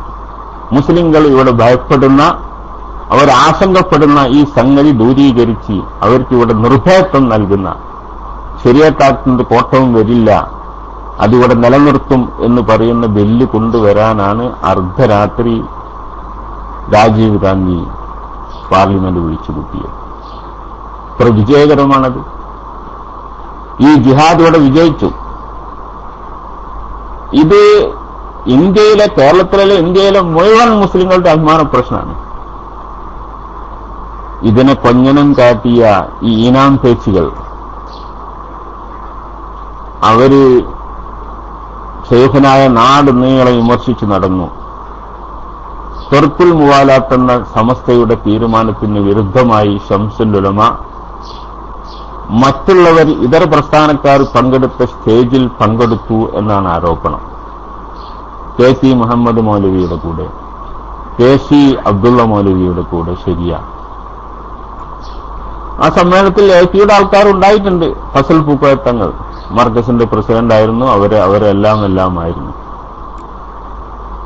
അവരെ കുറിച്ചെന്തോ ആൾ പരാമർശിച്ചില്ല. അത് അദ്ദേഹത്തിന്റെ ആളായതുകൊണ്ടോന്നറിയില്ല. തെർക്കുൽ മുവാലാത്ത് അദ്ദേഹത്തിനും ബാധകമായിട്ട് ആദ്യം മർക്കസ് നിന്ന് പുറത്താക്കേണ്ടത് അയാളല്ലേ? ചെയ്തില്ല. അപ്പോ അവരൊക്കെ ഉദ്ദേശം എന്താണ് നമുക്ക് തിരിയാം. അവർക്ക് ഇവിടെ ഇസ്ലാമൊന്നല്ല ഉദ്ദേശം. അവരുടെ ഒരു കൂടാരം നിലനിർത്തണം എന്നുള്ള ഒരു ഉദ്ദേശമാണ്. ഇസ്ലാമിന്റെ പൊതു താല്പര്യമാണെങ്കിൽ ഇതിൽ പങ്കെടുക്കില്ല വേണ്ടത്. ഇതെത്ര വിജയകരമാണ്. എന്നാൽ ശംസുൽ ഉലമ എന്ന് പറയുന്ന നമ്മുടെ ജനറൽ സെക്രട്ടറിക്ക് എന്തെങ്കിലും ഒരു തെറ്റ് പറ്റിയാൽ അത് പത്രത്തിലും പൊതു സ്റ്റേജിലും പറയുന്നതിനിടയ്ക്ക് ശംസുൽ ഉലമയോടൊന്ന് വിശദീകരണം ചോദിച്ചൂടെ? അതും ചെയ്യില്ല. അത് ചെയ്യുന്നതിന് മുമ്പ് അവരെ അടിച്ചിറക്കി നാട് നീളെ പ്രസംഗിച്ച് നടന്നു. അവരെ കക്ഷത്തുള്ള കുറച്ച് കുട്ടികളെ സംഘടിപ്പിച്ച്, അന്നത്തെ SSF പോലെയുള്ള കുട്ടികളെ സംഘടിപ്പിച്ച് നാട്ടിൽ കുഴപ്പങ്ങൾ ഉണ്ടാക്കാൻ തുടങ്ങി. അതിനുശേഷം സമസ്ത ഒരു മുഷാവറ ചേർന്നു. ആ മുഷാവറയിൽ ഈ കാര്യം ഉള്ളാൾ തങ്ങൾ തന്നെയാണ് അവതരിപ്പിച്ചത്. അദ്ദേഹം ചോദിച്ചു, ഇവിടെ എന്തൊക്കെ നടക്കുന്നുണ്ടല്ലോ, ശൈഖുന വഹാബികളും മൗദൂദികളും ഒക്കെ പങ്കെടുത്ത യോഗത്തിൽ പോയി പ്രസംഗിച്ചല്ലോ, അത് നമ്മളെ തീരുമാനത്തിന് എതിരല്ലേ എന്ന് യോഗത്തിൽ ചോദിച്ചു. ശംസുൽ ഉലമ അതിന് പറഞ്ഞ മറുപടി നമുക്കെന്നും പാഠമാണ്. അങ്ങനെ ചോദിക്കണ്ടേ, ചോദിച്ചാലല്ലേ മറുപടി പറയാൻ കഴിയൂ എന്ന് പറഞ്ഞുകൊണ്ട് ശൈഖുന അതിന് മറുപടി പറഞ്ഞു. ഇതൊക്കെ ആഴത്തിൽ മനസ്സിലാക്കിയ ശൈഖുനായ നമ്മൾ അപ്പോഴാ കാണുന്നത് ഇന്ത്യൻ ശരിയത്ത് ആക്ട് എന്താണെന്നും ഇവിടെ എന്താണ് നടന്നതെന്നൊക്കെ വളരെ ആഴത്തിൽ മനസ്സിലാക്കിയിരുന്നു ശൈഖുന നമ്മൾ അപ്പോഴാ കാണുന്നത്. ശൈഖുന സമസ്തയിൽ പറഞ്ഞു, മുശാവറ യോഗത്തിൽ പറഞ്ഞു, ഇവിടെ നിലനിൽക്കുന്ന ശരിയത്ത് ആക്ട് ബ്രിട്ടീഷ് സർക്കാരിന്റെ കാലത്ത് അനുവദിക്കപ്പെട്ടതാണ്. പ്രധാനമായും രണ്ട് കാര്യങ്ങളിലാണ് ശരിയത്ത് ആക്ട് നിലവിലുള്ളത്. ഒന്ന്, വിവാഹവും വിവാഹത്തോട് ബന്ധപ്പെട്ട ചടങ്ങുകൾ, സംഗതികളെ സംബന്ധിച്ച് തലാഖ്, അതുപോലെ ബാക്കി അതിനോട് ബന്ധപ്പെട്ട മസലകൾ, അതിനെ ശരീഅത്ത് നിയമം അനുസരിച്ചുകൊണ്ട് ഒരു മുസ്ലിമിന് പരാതി ഉണ്ടെങ്കിൽ വിധി അങ്ങനെ നേടാൻ ഉള്ള ഒരു നിയമമാണ് നിലവിലുള്ളത്. രണ്ടാമത് ഫറായിൽ, അനന്തരാവകാശം, ലിസക്കരിമിഥിൽ ഹള്ളിലും ചെയ്യുന്നു, ആൺകുട്ടിക്ക് പെൺകുട്ടിന്റെ രണ്ടരട്ടിന്റെയും തുടങ്ങിയ പൊതുദർശനത്തിൽ ഇന്ന് വിമർശിക്കപ്പെടുന്ന സംഗതികൾ. ഏക സിവിൽ കോഡ് വന്നാൽ ആ നിയമമൊക്കെ എടുത്തു പോകും. ഇസ്ലാമിൽ ഖുർആനിൽ പറഞ്ഞ നിലയ്ക്ക് നമുക്ക് ഓഹരി അവകാശങ്ങളൊക്കെ വെക്കാൻ സ്വാതന്ത്ര്യം കിട്ടിയത് ആക്ട് ഉള്ളത് കൊണ്ടാണ്. അതുപോലെ നിക്കാഹ് ബന്ധങ്ങളും മരിച്ചാൽ അതിനുശേഷമുള്ള കർമ്മങ്ങളും ഒക്കെ തന്നെയും നമുക്ക് ചെയ്യാൻ കഴിയുന്നത് ഈ ആക്ട് ഇവിടെ നിലവിലുള്ളത് കൊണ്ടാണ്. അതില്ലാതെ പോയാൽ ഒരു പൊതുവായ ഒരു നിയമം വിവാഹത്തിൽ കൊണ്ടുവന്നാൽ അപ്പൊ ഇതുപോലെ ഉണ്ടാകും. എന്താക്കിയാലും കുഴപ്പമില്ല, പെണ്ണിന് തലാഖെല്ലാം പറ്റില്ല. ഇസ്ലാമിന്റെ ശരീഅത്ത് അനുസരിച്ച് നമുക്കിവിടെ ജീവിക്കാൻ ഈ ആക്ട് നിലനിൽക്കണം. അത് ഉണ്ടെങ്കിലേ നമുക്ക് ഇവിടെ ജീവിക്കാൻ, മുസ്ലിമായി ജീവിക്കാൻ കഴിയുകയുള്ളൂ. എന്നാൽ അത് മാത്രമല്ല, ഈ ആക്ട് സുന്നത്ത് ജമാഅത്തിന്റെ ആക്ടാണ്. അവിടെയാണ് ശൈഖുന പറഞ്ഞത്. എന്താ ശരീഅത്ത് ആക്ടിൽ പറയുന്നത്? രണ്ട് വകുപ്പ് പറയുന്നുണ്ട്. ഷാഫി മദ്ഹബും ഹനഫി മദ്ഹബും എടുത്തു പറഞ്ഞിട്ടുണ്ട്. ഹനഫികൾക്ക് അബൂ ഹനീഫത്തുൽ കൂഫിയുടെ മദ്ഹബ് അനുസരിച്ചുകൊണ്ട് അവർക്ക് വിധി നേടാം, അവർക്ക് കോടതിയിൽ പോകാം, അവരെ മദ്ഹബ് അനുസരിച്ചുകൊണ്ട് തന്നെ വിധി നേടാം. ഷാഫികൾക്ക് ഷാഫി മദ്ഹബ് അനുസരിച്ച് വിധി നേടാം. ഇത് ആര് ശരീഅത്താ? മുജാഹിദിന്റെ ശരീഅത്താ? ജമാഅത്തെ ഇസ്ലാമിന്റെ ശരീഅത്താ? അല്ലല്ലോ, ഇത് സമസ്തയുടെ ശരീഅത്താണ്. ശൈഖുനോട് പറഞ്ഞു കൊടുത്തു. അപ്പോഴാണ് ഈ പൊട്ടന്മാര് മേലോട്ട് നോക്കുന്നത്. അവര് ആദ്യമായിട്ട് കേൾക്കാൻ ഈ സംഗതി. സുന്നത്ത് ജമാഅത്തിന്റെ ശരീഅത്ത് സംരക്ഷിക്കാൻ വഹാബികൾ കൂടിയാൽ നമ്മളെന്തിനാ അതിനെ എതിർക്കുന്നത്? സുന്നത്ത് ജമാഅത്തിന്റെ ശരീഅത്ത് സംരക്ഷിക്കാൻ മൗദൂദികൾ കൂടെ നമ്മളെന്തിനാ എതിർക്കുന്നത്? നമ്മളെ ശരീഅത്തല്ലേ സംരക്ഷിക്കുന്നത്? അതിനാരാ മുന്നിൽ നിൽക്കേണ്ടത്? നമ്മളല്ല നിൽക്കേണ്ടത്. അപ്പൊ ഈ തങ്ങൾ എന്ന് പറഞ്ഞു, ഞങ്ങൾക്ക് ഇപ്പോൾ ആ കാര്യം മനസ്സിലായത്. ഇവിടെ മനസ്സിലാവുള്ളൂ, ഇവിടെ തന്നെ മനസ്സിലായല്ലോ. ഈ രൂപത്തിലാണ് കാര്യങ്ങൾ പോയത്. ഇപ്പം കാര്യം മനസ്സിലായി എന്ന് പറയുന്ന തങ്ങളും തങ്ങളുടെ ആൾക്കാരും എന്നാൽ പിന്നെ അതിന് ശേഷവും ആ പ്രശ്നം കൈവച്ചിട്ടില്ല. ശൈഖുനായ അടിക്കാൻ ആ വടി തന്നെ കൊണ്ടു നടന്നു. അതോടുകൂടെ നിർത്തണ്ടേ? ഇല്ല. ഇതാണ് ഇവരെ പുറത്താക്കുന്നതിന്റെ തുടക്കത്തിന്റെ ഉത്ഭവതാണ്. അപ്പൊ പിന്നെ ശൈഖുനായെ കുറിച്ച് ഇങ്ങനെ പല ആരോപണങ്ങളും പറഞ്ഞുകൊണ്ടിരുന്നു. ശൈഖുന മറ്റ് ഇതര പ്രസ്ഥാനങ്ങളോട് ബന്ധപ്പെട്ട ഒരു വിഷയത്തിലും ശൈഖുന പങ്കെടുത്തിട്ടില്ല. നമ്മുടെ തീരുമാനം ശൈഖുന അവിടെ അതും കൂടെ കൂട്ടി പറഞ്ഞു. നമ്മുടെ തെർക്കുൽ മുവാലാത്ത് നമ്മുടെ തീരുമാനം മറ്റു പ്രസ്ഥാനക്കാർ വിളിച്ചു കൂട്ടുന്ന യോഗത്തിൽ നമ്മൾ പങ്കെടുക്കരുത് എന്നാണ്. ഇത് വിളിച്ചു കൂട്ടിയതാരാ? മുസ്ലിം പേഴ്സൺ ലോ ബോർഡാ. മുസ്ലിം പേഴ്സൺ ലോ ബോർഡ് മറ്റു പ്രസ്ഥാനത്തിൽ പെടുന്ന കക്ഷികളാ? അല്ലല്ലോ.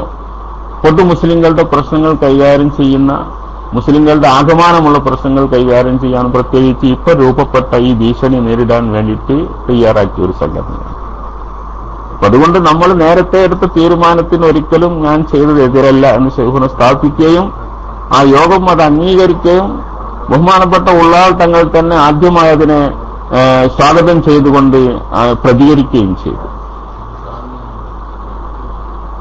ഇതും കഴിഞ്ഞതിന് ശേഷം ഇന്നത്തെ കുട്ടികളൊന്നും ഇത് അറിയില്ല എന്താണ് പിളർപ്പിന്റെ കാരണം എന്ന്. പിളർപ്പെന്ന് ഞാൻ അതിന് പറയുന്നില്ല, പുറത്താക്കൽ. ഈ പുറത്താക്കലിന്റെ കാരണം കാര്യമായിട്ട് ഇത് തന്നെയാണ്. അപ്പം ശൈഖുനായെ ഒറ്റപ്പെടുത്തുക. എന്താണ് വിഷയം പഠിച്ചുകൊണ്ട് കൈകാര്യം ചെയ്യുന്നതിന് പകരം വൈകാരികമായിട്ട് കൈകാര്യം ചെയ്യലാവരുത്. ഇപ്പോഴും നടക്കുന്ന അതല്ലേ. ഒരു വിഷയം അതിലിറങ്ങിച്ചെന്ന് ആയത്തിൽ ശൈഖുന പഠിച്ചു എന്നുള്ളതിന്റെ തെളിവ് ശൈഖുനായുടെ മറുപടി എന്ന് നമ്മൾ മനസ്സിലാക്കിയല്ലോ. ഈ മനസ്സിലാവുന്നത് ശൈഖുന മനസ്സിലാക്കിയത് പറഞ്ഞതിന് ശേഷമാണ്. ചെയ്തിട്ടും മനസ്സിലായില്ല. ശൈഖുന ചെയ്ത് കാണിച്ചു കൊടുത്തിട്ട് അവർക്ക് മനസ്സിലായില്ല. പിന്നെ ഒരു ആരോപണം ഉണ്ടായിരുന്നത്, എന്നാല് ശൈഖുന ഒരു മുജാഹിദോ ജമാഅത്തോ തുടങ്ങിയ കക്ഷികളുമായിട്ട് ശൈഖുന ബന്ധം സ്ഥാപിച്ചത് ശൈഖുനയുടെ ചരിത്രത്തിൽ ആർക്കും എടുത്തു പറയാൻ സാധിക്കില്ല. നന്ദി ദാറുസലാമിന്റെ സമ്മേളനം 1982 സമ്മേളനം. 79 മഹാനായ ശൈഖുന നന്ദിയുടെ പ്രിൻസിപ്പാളായി അവിടെ ഏറ്റെടുക്കുന്നത്. 1979. 82 അതിന്റെ ആദ്യത്തെ ബിരുദദാന സമ്മേളനം നടക്കുകയാണ്. ആ സമ്മേളനത്തിൽ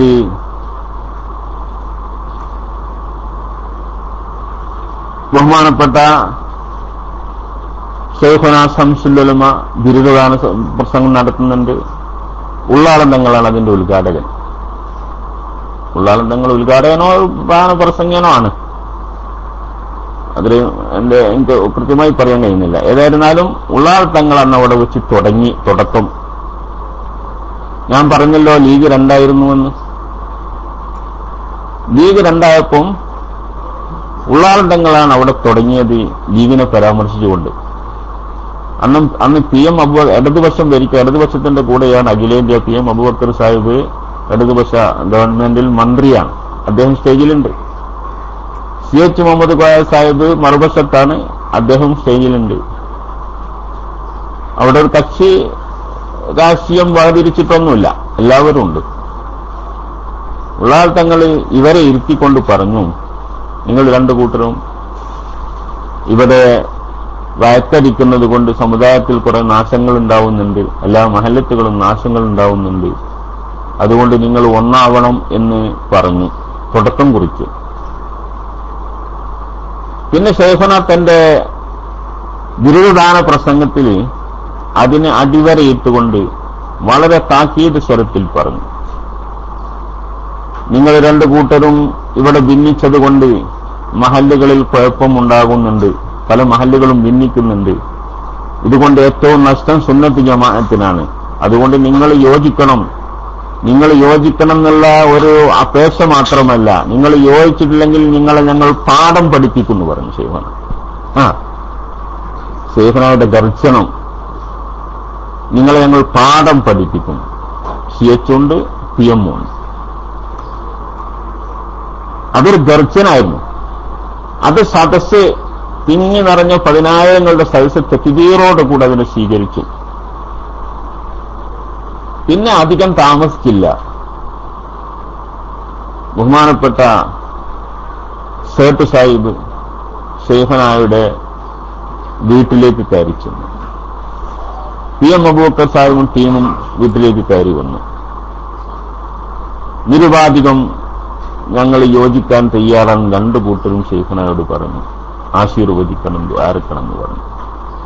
ശൈഖുനയെ പോലെ അന്ന് ആ കാര്യത്തിൽ സന്തോഷിച്ച ഒരു മനുഷ്യന് വേറെ നമുക്ക് കാണാനില്ല. കാരണം ശൈഖുനായുടെ വെല്ലുവിളി അത് ആത്മാർത്ഥമായിരുന്നു. അതിന്റെ പ്രതികരണം അനുഭവിക്കുകയായിരുന്നു ശൈഖുന. ഞാൻ പറഞ്ഞതിന്റെ ആളുകൾ അതിനനുസരിച്ചുകൊണ്ട് ആ വഴിക്ക് വന്നല്ലോ എന്ന സന്തോഷം. എന്നാലോ തുടങ്ങി വെച്ച ഉള്ളാളന്തങ്ങൾ എന്തായി എന്നുള്ളത് നിങ്ങൾ കണ്ടാൽ മതി. ആത്മാർത്ഥതയില്ലാത്ത വർത്താനം പലർക്കും പറയാ, കയ്യടി വാങ്ങുകയൊക്കെ ചെയ്യാ, പറയുന്നതിൽ ആത്മാർത്ഥത പുലർത്തുന്ന ശൈഖുന. അതുകൊണ്ടാണ് മഹാനവർ സന്തോഷിച്ചത്. ആ കൂടിയോജിപ്പിന്റെ നേതൃത്വം ബഹുമാനപ്പെട്ട ശൈഖുനായുടെ ദർശനം തന്നെയാണ്. അന്ന് ശരീഅത്ത് കത്തിയാളുന്ന സമയമാണ്. ഒന്നാമത് ലീഗ് യോജിക്കാൻ ഒരു കാരണം അത് തന്നെയാണ്. നമ്മളിങ്ങനെ തമ്മിലടിച്ചാല് സമുദായത്തിന്റെ പൊതുപ്രശ്നങ്ങളിൽ സമുദായം അപകടപ്പെടുമെന്ന് മനസ്സിലാക്കിയിട്ട് തന്നെയാണ് അവർ ഒന്നാമെന്ന്. ഒരു ഡിമാൻഡും ഇല്ലാതെ വളരെ നല്ല നിലക്ക് പഴയതുപോലെ അവരൊന്നായി. എന്നിട്ട് പിന്നെ അവർ പല കാര്യത്തിലും ശൈഖുനയുടെ അടുക്കൽ വന്നുകൊണ്ടാണ് കാര്യങ്ങൾ തീരുമാനിച്ചത്. അന്നും ശൈഖുന ലീഗുകാരനല്ല, കോൺഗ്രസുകാരനുമല്ല. ശൈഖുന അന്നും സമസ്തക്കാരും മാത്ര. ഇവിടെ ലീഗിന്റെ ഭിന്നിപ്പ് അവസാനിച്ചത് കൊണ്ടുള്ള നേട്ടം ആർക്കാ? മുസ്ലിം ലീഗിന് ഒന്നാമതായിട്ടുണ്ട്. നേരത്തെ അവിടെ ചൂണ്ടിക്കാട്ടിയ മഹല്ലിലെ പിളർപ്പ്, മുസ്ലിങ്ങളുടെ ഭിന്നിപ്പ് കൊണ്ടുണ്ടായ പല നാശങ്ങളും ദുരന്തങ്ങളും ഒഴിവാക്കാൻ സാധിച്ചു. മുസ്ലിം സമുദായത്തിന്റെ നേട്ടം തന്നെയാണത്. അത് ഉൾക്കൊണ്ട ആളുകളാണ് ശൈഖുനായും ശൈഖുനായുടെ ആളുകളും. ഇതും ഒരു കാരണം തന്നെയാണ് അക്കാലത്ത്. ഇപ്പൊ ശൈഖുന ലീഗിന്റെ നേതാക്കളുമായിട്ട് ബന്ധം കൂടുതൽ സ്ഥാപിക്കാൻ ഇടവന്നു. ഈ പിളർപ്പ് നികത്തൽ ഇടവന്നിട്ടുണ്ട്. അപ്പം മുമ്പത്തേക്കാൾ ഉപരി നേതാക്കളുടെ വരവും പോക്കും ബന്ധവും ശക്തിപ്പെട്ടു ശൈഖുനാക്ക്. അപ്പൊ ഇവരെ കേന്ദ്രങ്ങളിൽ നിന്ന് ആരോപണം വന്നു, ശൈഖുന സമസ്തയെ ലീഗിന് പണയം വെച്ചിരിക്കുന്നു എന്ന്. എന്താ ഇതിനിപ്പോ ചെയ്യാ? ഇവർക്ക് എന്തായിരുന്നു വേണ്ടിരുന്നത്? ശരീഅത്തും വേണ്ട, സമുദായം ഭിന്നിക്കണം, ഒന്നിക്കണ്ട. ഇതൊക്കെയല്ലേ ഇപ്പൊ ആ വായിക്കാനുള്ളത്. ഇതാണോ ഒരു സമുദായ നേതൃത്വത്തിൽ നിന്ന് ഉണ്ടാകേണ്ട ഒരു സംഘടനയിൽ ജനങ്ങൾ പ്രതീക്ഷിക്കുന്ന? ഇതാണോ? ശൈഖുന ചെയ്ത തെറ്റുകൾ അക്കമിട്ട് നോക്കിക്കോളി. ഇതാണ് ഒന്ന് നേരത്തെ പറഞ്ഞ ശരീഅത്ത് ആക്ടിന്റെ സംരക്ഷണമാണ്. രണ്ട് മുസ്ലിം ലീഗിനെ യോജിപ്പിച്ചു എന്നുള്ളതാണ്. പറയാൻ അവരുടെ കൂട്ടത്തിൽ മറ്റുള്ളവർ മുമ്പേ പറഞ്ഞിട്ടുണ്ടെങ്കിലും അതിൽ ആത്മാർത്ഥം ഉണ്ടായിരുന്നില്ല. ഇതിൽ യോജിച്ചതുകൊണ്ട് എന്തോ ഒരു വെറി, കോണത്തിൽ ആര് കുടുങ്ങിയതുപോലെ എന്ന് പറയുന്ന മാതിരി വെറി അനുഭവിക്കുന്നവരാണ് അവർ. ഇതാണ് രണ്ടാമത്തെ സംഭവം. പിന്നെ പറഞ്ഞു ലീഗുമായി ബന്ധപ്പെട്ട കാര്യങ്ങൾ തന്നെയാണ്. ലീഗിന്റെ ആലയിൽ സമസ്തയെ കെട്ടി, ലീഗിനെ സമസ്തയോട് വാലാക്കി എന്നൊക്കെ പറയും. അവിടെ നിന്നിങ്ങോട്ടുള്ള കാന്തപുരത്തിന്റെ പത്രം സിറാജ് പരിശോധിച്ച് നോക്കിയാൽ ഒരു ദിവസവും ഒഴിവില്ല.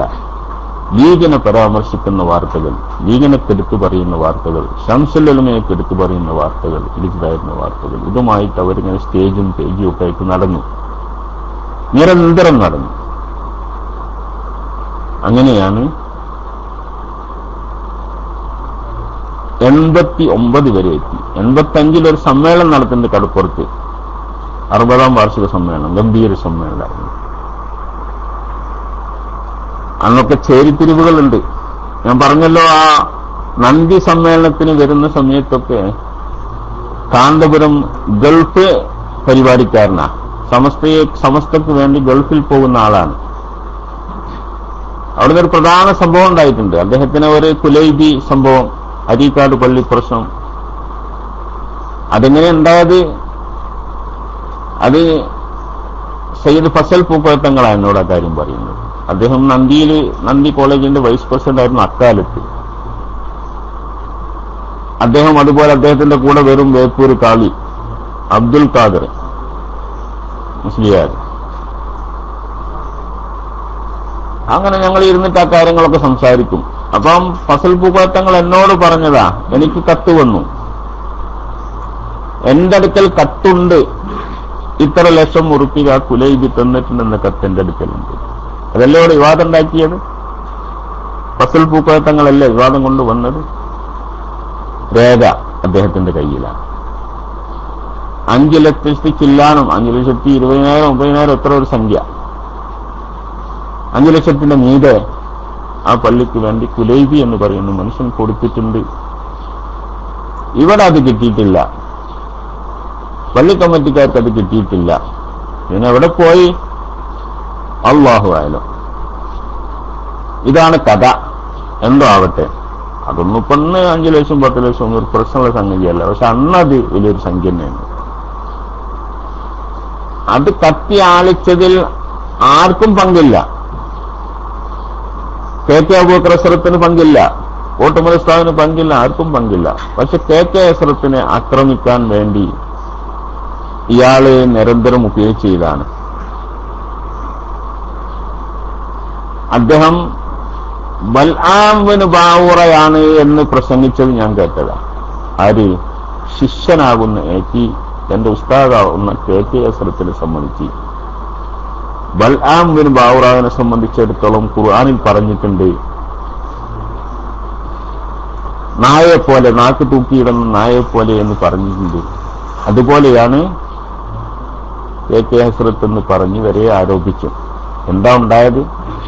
അവിടെ അത് അതിന് സാക്ഷ്യം വഹിച്ച കുലൈബി കൊടുത്ത സംഖ്യക്ക് സാക്ഷ്യം വഹിച്ച ആളുകൾ ഹസ്രത്തിനോട് പറഞ്ഞുപോയി ഇത്രയും സംഖ്യ കൊടുത്തിട്ടുണ്ട് എന്ന്.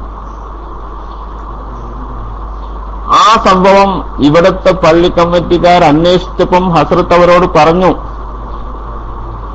ഇതാണ് ഹസ്രത്ത് ചെയ്ത് തെറ്റ്.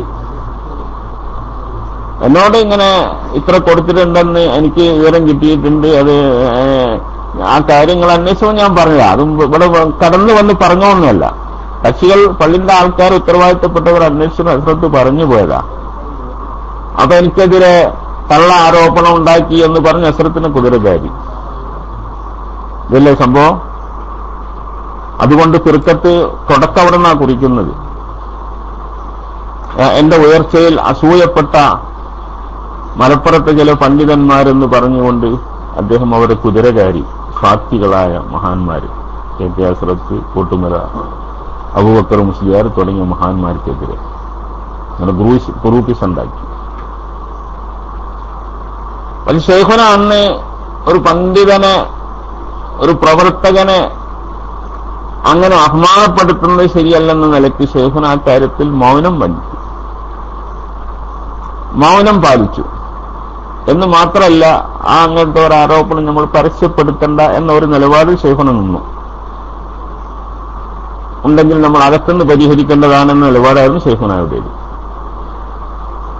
അതിന് ശൈഖുന AP പക്ഷത്താണ്, APയുടെ ആളായിപ്പോയി എന്നൊക്കെ പറഞ്ഞ് ശൈഖുനായും പരാമർശിച്ചിട്ടുണ്ട്. പക്ഷെ ശൈഖുന ആ നിലപാടെടുത്തതിനെ സംബന്ധിച്ച് പിന്നീട് വ്യക്തമായി പറയാൻ എഴുതിയിട്ടുണ്ട്. നമ്മളിടയിലുള്ള ഒരു പ്രവർത്തകൻ അങ്ങനെ എന്തെങ്കിലും ഒരു ആരോപണം വന്നാൽ നമ്മൾ തന്നെ അത് പിടിച്ചിട്ട് പരസ്യപ്പെടുത്തിയാൽ അത് നമ്മൾക്കൊക്കെ ബാധിക്കും. അതുകൊണ്ട് അത് ഉള്ളിൽ കൂടെ പ്രശ്നം പരിഹരിക്കേണ്ടതാണ് എന്ന നിലപാടാണ് എന്റെ നിലപാടെന്ന് ശൈഖുന വ്യക്തമാക്കിയിരുന്നു. പിന്നെ ശൈഖുനാക്ക് അദ്ദേഹത്തിന്റെ ഓരോ കുസൃതികളും പുലർത്തുണ്ടാക്കാനുള്ള ശ്രമങ്ങൾ. മുസ്ലിം ലീഗ് വിരോധം അദ്ദേഹത്തിന്റെ ഒരു ആദർശമായിരുന്നു. അദ്ദേഹം സമസ്തയിൽ കടന്നു വരുന്നതിന്റെ മുമ്പ് ഇവിടെ ക്ലച്ച് പിടിക്കാത്ത ഒരു സംഘടന ഉണ്ടായിരുന്നു, അഖില കേരള ജംഇയ്യത്തുൽ ഉലമ. സമസ്തക്കെതിരായിട്ട് മാത്രം ഉണ്ടാക്കിയൊരു സംഘടനയുണ്ട്. ആ സംഘടനയിൽ പ്രവർത്തകനായിരുന്നു അദ്ദേഹം. അതിന്റെ ജില്ലാ സെക്രട്ടറി ആയിരുന്നു. അത് ക്ലച്ച് പിടിക്കുന്നില്ല എന്ന് കണ്ടപ്പം അദ്ദേഹം വേറെ അടവ് മാറ്റി സമസ്തയിലേക്ക് കയറിക്കൂടിയതാ. അന്ന് മുതൽ പ്രശ്ന സമസ്തയിൽ ലീഗ് വിരോധം. ലീഗിനെ കിട്ടുന്നിടത്തൊക്കെ അത് ഈ തെർക്കുൽ മുവാലാത്ത് എന്ന വിഷയം പൊക്കിപ്പിടിച്ചുകൊണ്ട് ലീഗിനെ ആക്രമിക്കാൻ തുടങ്ങി. ലീഗില് എല്ലാവരും ഉണ്ടാവാം. ലീഗ് ഒരു പൊതു രാഷ്ട്രീയ പാർട്ടിയാണ്. അതിൽ മുജാഹിദുണ്ട്, സുന്നികളുണ്ട്, മറ്റുള്ളവർക്കൊക്കെ ചേരാം, രാമന് വരെ ചേരാം. അതിന്റെ പാർട്ടി അത് നേരാണ്. അതിനെ നമ്മൾ മറ്റൊരു നിലയ്ക്ക് എതിർക്കുന്നത് ശരിയല്ലല്ലോ. അതിന്റെ ഉദ്ദേശവും വേറെ തന്നെയാണ്. രാജ്യത്തെ ന്യൂനപക്ഷങ്ങളുടെ അവകാശങ്ങൾ നേടാനുള്ള സമരവുമായിട്ടാണ് അവരുടെ ലക്ഷ്യം. അതുകൊണ്ട് മുസ്ലിങ്ങൾക്ക് ഒരുപാട് ഗുണങ്ങളുണ്ട്.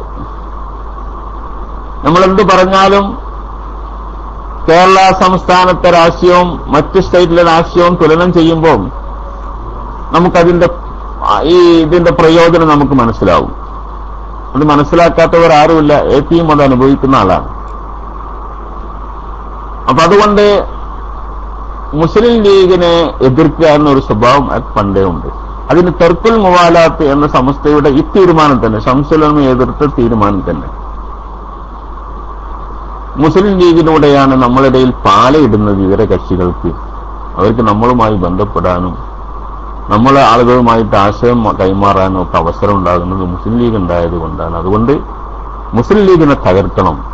അത് സുന്നത്ത് ജമാഅത്തിന്റെ ആദർശം നിലനിർത്താൻ അനിവാര്യമാണെന്ന് അണികളിൽ അദ്ദേഹം ഒരു ആദർശം പുതുതായിട്ടുണ്ടാക്കിയിരുന്നു. ആൾ വന്നതിന് ശേഷം ഉണ്ടായത്. 1979 കോഴിക്കോട് ജില്ലയുടെ സുന്നി യുവനസംഘം ഒരു പ്രമേയം കൊണ്ടുവന്നു. സുന്നി യുവനസംഘം പാറന്നൂർ മൊയ്തീൻകുട്ടി പോലെയുള്ള ആളുകളാണ് അതിലെ പ്രവർത്തകന്മാരന്ന്. അവർ കൊണ്ടുവന്ന പ്രമേയത്തിൽ പറയുന്നത് സമസ്തക്ക് ഒരു പ്രത്യേക രാഷ്ട്രീയ പാർട്ടി ഉണ്ടാക്കണമെന്നാണ്. അന്ന് പാസാക്കി സമസ്തക്ക് അയച്ചു കൊടുത്ത പ്രമേയത്തിന്റെ കോപ്പി നമ്മൾ എടുക്കലുണ്ട്. അതിൽ പറയുന്നുണ്ട് സമസ്തക്ക് ഒരു പ്രത്യേക രാഷ്ട്രീയ പാർട്ടി ഉണ്ടാക്കുകയോ അല്ലെങ്കിൽ നിലവിലുള്ള SYSനെ ഒരു രാഷ്ട്രീയ പാർട്ടിയായി രൂപാന്തരപ്പെടുത്തുകയോ ചെയ്യണം എന്നാവശ്യപ്പെടുന്ന പ്രമേയം. സമസ്തയിൽ ഇത് വന്നപ്പോൾ സമസ്ത അത് വായിച്ചു നോക്കി അങ്ങനെ തള്ളി. സമസ്ത ഉണ്ടാക്കിയതും പ്രവർത്തിക്കുന്നതും മറ്റൊരു ലക്ഷ്യത്തിനാണ്. അത് രാഷ്ട്രീയമായിട്ട് പോയാൽ പിന്നെ അതിന്റെ പണി നടക്കൂല. ഇന്നെല്ലാവരും അംഗീകരിക്കുന്നുണ്ട്. കേരളത്തിലെ സുന്നികളായ ആളുകൾ പല രാഷ്ട്രീയത്തിലാണ്. അവരൊക്കെ സമസ്തക്കാരാ. സമസ്തനെ അംഗീകരിക്കുന്നത്. ആ നിലപാട് അങ്ങോട്ട് മാറൂലേ? ഇപ്പം തന്നെ അയാൾ വന്നതിന്റെ ശേഷം അരിവാള് സുന്നി എന്നൊക്കെ പറഞ്ഞുണ്ടായത് അതുകൊണ്ടല്ലേ. ആ ഒരു നിലപാട് നേരത്തെ സമസ്തക്ക് വന്നാൽ സമസ്തന്റെ നിലനിൽപ്പുണ്ടാവുമായിരുന്നു. ആ ദീർഘദൃഷ്ടിയുള്ള മഹാന്മാർ അന്ന് തന്നെ തള്ളിക്കളഞ്ഞു. അപ്പൊ അയാളുടെ ഉള്ളിലിട്ട് മുസ്ലിം ലീഗ് വിരോധം എന്നത് അദ്ദേഹത്തിന്റെ ഒരു വാസനയാണ് അദ്ദേഹത്തിന്. അതിനെ പാറന്നൂർ മൊയ്തീൻകുട്ടി, അണ്ടോണം മൊയ്തീൻ മുസ്ലിയാർ തുടങ്ങിയ ഒരു തീവ്ര സ്വഭാവമുള്ള ഒരു ടീം അദ്ദേഹത്തിന്റെ പിന്നിലുണ്ടായിരുന്നു. അവരുടെ പ്രവർത്തനം അവരൊക്കെ മരിക്കുന്നത് വരെ ആ നിലയ്ക്ക് തന്നെയാണ് തുടർന്നത്. ഒരു സംശയ കാര്യത്തിലില്ല. സിറാജ് പത്രത്തിൽ സ്ഥിരമായിട്ട് മുസ്ലിം ലീഗിനെ പരാമർശിച്ചുകൊണ്ട് എഴുതിയ ആളാണ് പാറന്നൂർ മൊയ്തീൻകുട്ടി. അത് മരിച്ചുപോയി. എഴുതിപ്പോഴും ബാക്കിയാണ്. ഏതായിരുന്നാലും ഈ നിലപാടുകളൊക്കെയാണ് സമസ്തയുടെ മേൽ ആരോപിച്ചുകൊണ്ട് അവരെ സമസ്തയിൽ നിന്ന് പുറത്താക്കാനുണ്ടായ കാരണം. പ്രധാനമായ കാരണം മുസ്ലിം ലീഗ് വിരോധം. അക്കാലഘട്ടത്തിൽ സമസ്തയുടെ മുശാവറത്തിലെ തീരുമാനങ്ങൾ പ്രത്യേകം കാണാം. സമസ്തയ്ക്ക് ഒരു പ്രത്യേക രാഷ്ട്രീയമില്ല, ഒരു രാഷ്ട്രീയ പാർട്ടിയോടും പ്രത്യേക ബന്ധമോ അകൽച്ചയോ ഇല്ല, വിരോധമോ ഇല്ല. എല്ലാ പാർട്ടിയും ഒരുപോലെ തന്നെയാണ്. ഇസ്ലാമിക വിരുദ്ധമല്ലാത്ത പാർട്ടികളെയൊക്കെ സമസ്തക്ക് ഒരുപോലെയാണെന്ന് സമസ്ത ആവർത്തിച്ചിട്ട് യോഗങ്ങളിൽ പ്രമേയം പാസ്സാക്കിയിട്ടുണ്ട്. അത് ഈ ഇടങ്ങേറ് കൊണ്ടാ. ഒരു യോഗം കൂടുമ്പോഴും ഇവര് മുസ്ലിം ലീഗിനെ പരാമർശിച്ചുകൊണ്ട് പലതും പറയും. ഇവരെ പണി തന്നെ യോഗത്തിന് വന്നാല് മുസ്ലിം ലീഗിന് ഒളിയം ചെയ്യുക.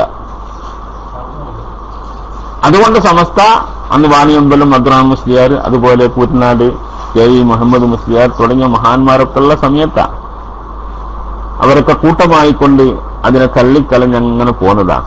അപ്പോൾ ഉള്ളിൽ കിടന്നിങ്ങനെ വിങ്ങിയതാണ് ഇവർക്കിത്. അവരെ സംഗതി നിവർത്തിക്കാൻ കഴിയുന്നില്ലല്ലോ എന്ന്. അതോടുകൂടെയാണ് ഇപ്പം ഈ ശരീരത്ത് ഇതൊക്കെ കത്തിക്കാളിയപ്പോഴാണ് വിവാദങ്ങൾ ഉണ്ടാക്കി മുസ്ലിം നമ്മളെ നേതാക്കൾക്കെതിരെ അപവാദങ്ങളൊക്കെ പ്രചരിപ്പിച്ച് ഇങ്ങനെ നടക്കുന്ന ഈ സംഗതി കൊണ്ടാണ് സമസ്തയിൽ നിന്ന് അവരെ പുറത്താക്കാനുണ്ടായ കാരണം പ്രധാനമായിട്ടും. അതിന്റെ ഇടയ്ക്ക് ഒരു സമ്മേളനം വെച്ചു, സിനിമ സംഘത്തിന്റെ എറണാകുളം സമ്മേളനം വെച്ചു. നടത്തരുതെന്ന് സമസ്ത പറഞ്ഞു. ഒരു കൂട്ടർ മധ്യമേഖല സമ്മേളനം എന്ന് പറഞ്ഞ് ഇപ്പുറത്തൊരു സമ്മേളനം വെച്ചു. അങ്ങനെ അണികൾ തമ്മിൽ അടിക്കുന്നു എന്ന് കണ്ടപ്പോൾ സമസ്ത കാരണവർ ഇടപെട്ടുകൊണ്ട് നിർത്തിവെക്കണം രണ്ട് സമ്മേളനം എന്ന് പറഞ്ഞു.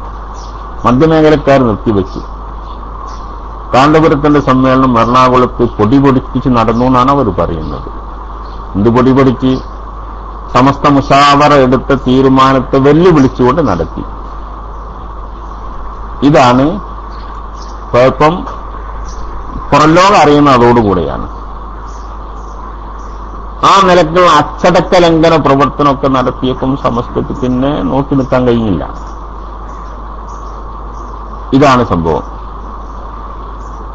മുസ്ലിം ലീഗിനെ എതിർക്കുക, അതേ പ്രകാരം സമസ്തയുടെ ഉറച്ച നിലപാടുകൾ, സമസ്തയുടെയും മുസ്ലിം സമുദായത്തിന്റെയും വിജയത്തിന് വേണ്ടി എടുക്കുന്ന പരിപാടികളിലൊക്കെ വിമർശനം നടത്തുക. ഇതോടുകൂടെ തന്നെ നിരന്തരം സ്വന്തം കാര്യത്തിന് വേണ്ടി അല്ലെങ്കിൽ സമ്പത്തിന് വേണ്ടി വിദഈ പ്രസ്ഥാനക്കാരുമായി ഒട്ടിച്ചേർന്ന് നിൽക്കുക. അത് പ്രവർത്തനത്തിൽ അങ്ങനെയാണ്. ആ നിലക്ക് സ്വന്തം കാര്യത്തിന് വേണ്ടി മുജാഹിദുമായിട്ട് ബന്ധം സ്ഥാപിക്കാം, അവരുമായി വേദി പങ്കിടാം, അവരുമായിട്ട് ഒരു വിരോധവും ഇല്ല. അല്ലെങ്കിൽ തന്റെ ഉദ്യമം റിസീവർ പണിക്ക് സംഭാവന തരുന്ന ആൾക്കാർ ആരായിരുന്നാലും വേണ്ടില്ല, അവരുമായി ബന്ധം സ്ഥാപിക്കാം. ഇതൊന്നും തെർക്കിൽ മുവാലാത്തിൽ പെടില്ല. ശംസുൽ ഉലമ അങ്ങനെ ഏതെങ്കിലും ഒരു വിധേയ പ്രസ്ഥാനക്കാരൻ ബന്ധപ്പെട്ടത് ഇതുവരെ അവർക്ക് പറയാൻ കഴിഞ്ഞിട്ടില്ല. കാന്തപുരം ബന്ധപ്പെട്ടത് 100 നമുക്ക് എടുത്ത് പറയാൻ കഴിഞ്ഞിട്ടുണ്ട്. നമ്മളത് പറഞ്ഞിട്ടുണ്ട്, എഴുതിയിട്ടുണ്ട്, അതിന്റെ ഫോട്ടോകൾ അടക്കുന്നുണ്ട്. ഇത് നമ്മൾ മനസ്സിലാക്കേണ്ട സംഗതിയാണ്. അപ്പൊ പ്രസ്ഥാനവും ആദർശവും ഒന്നും അല്ല അയാൾക്ക് വലുത്. പണ്ടാരെ എഴുതി മുസ്തഫ ഫൈസി എന്ന് പറഞ്ഞ സമ്പത്ത് ജമാഅത്ത് എന്ന് എഴുതിയിരുന്നു ഇയാളെക്കുറിച്ച്. സുന്നത്ത് ജമാഅത്തല്ല. ഇയാളെ ജമാഅത്ത് സമ്പത്ത് ജമാഅത്താണ്. സമ്പത്താണ് ഇയാളുടെ ലക്ഷ്യം. ഇപ്പോഴും അതിന് പിന്നാലെ നടക്കുന്ന റസൂലുള്ളാഹിന്റെ പേരിൽ കള്ളമുടിയും കൊണ്ടുവന്നിട്ട് സമ്പത്ത് ഉണ്ടാക്കിയല്ലേ. ഇവരെ കഥഞ്ഞെന്ത് പറയാനാ? മനുഷ്യന്മാരെ കൂടുതൽ എണ്ണാൻ പറ്റി എന്തെങ്കിലും ഒരു സ്വഭാവം വരുത്തുണ്ടോ? എല്ലാ തോന്നിവാസങ്ങളുടെ മതത്തിന്റെ പേരിൽ എന്തൊരു പരിശുദ്ധമായ അഹ്ലുസുന്നത്ത് ജമാഅത്ത്! ഈ പരിശുദ്ധമായ അഹ്ലുസുന്നത്ത് ജമാഅത്ത് ഇതാണോ?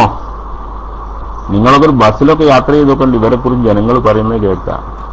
എന്താ പറയാ? ശല്യം, നാട്ടിന് ശല്യാണ്.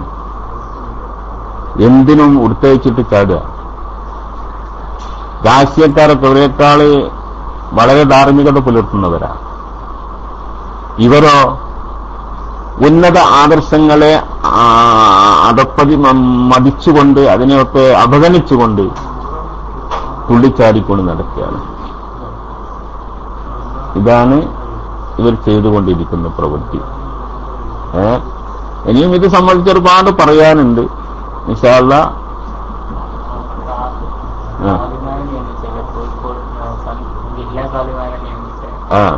അങ്ങനെ ഒരുപാട് സംഭവങ്ങൾ ഉണ്ടായിട്ടുണ്ട് എന്റെ ജീവിതത്തിൽ. അത് അങ്ങനത്തെ ഒരുപാട് പുറത്താക്കലിന്റെ കാലത്ത് ഒരുപാട് ഇടപെടലുകൾ നടത്താൻ എനിക്കും അവസരം കിട്ടിയിട്ടുണ്ട്. ബഹുമാനപ്പെട്ട ശൈഖുനാക്ക് ഒരു താങ്ങും തണലുമായി കൊണ്ട് പ്രവർത്തിക്കാൻ അവസരം കിട്ടിയ ഒരുപാട് രംഗങ്ങൾ ഉണ്ടായിട്ടുണ്ട്. അതിലൊക്കെ കുറെ സംഗതികളൊക്കെ നമ്മളും വഹിച്ചിട്ടുണ്ട്. ഇദ്ദേഹം പിന്നെ കൊണ്ടുവന്ന ഓരോ സംഗതിയും പറയുകയാണെങ്കിൽ അങ്ങനെയാണ്. നമ്മൾ ഇപ്പൊ കോഴിക്കോട് കാളിമാര് പാരമ്പര്യമായി ഇങ്ങനെ വരുന്ന കാളിമാരാണ്. നമ്മുടെ മാസപ്പിറവി തുടങ്ങിയ കാര്യങ്ങളിലൊക്കെ അവരെയാണ് നമ്മൾ കേരളത്തിൽ മിക്ക സ്ഥലത്തും, കോഴിക്കോടിനെ സംബന്ധിച്ചിടത്തോളം പ്രത്യേകിച്ചും അവരെയാണ് അവലംബിക്കാറുള്ളത്. ആരും ചോദ്യം ചെയ്യാറില്ല. അതിനെ ചോദ്യം ചെയ്തുകൊണ്ട് കാളി എന്ന് പറയുന്ന ഒരു സമാന്തര വിഭാഗത്തെ ഉണ്ടാക്കിയത് ആദ്യമായിട്ട് കണ്ടവരാണ്.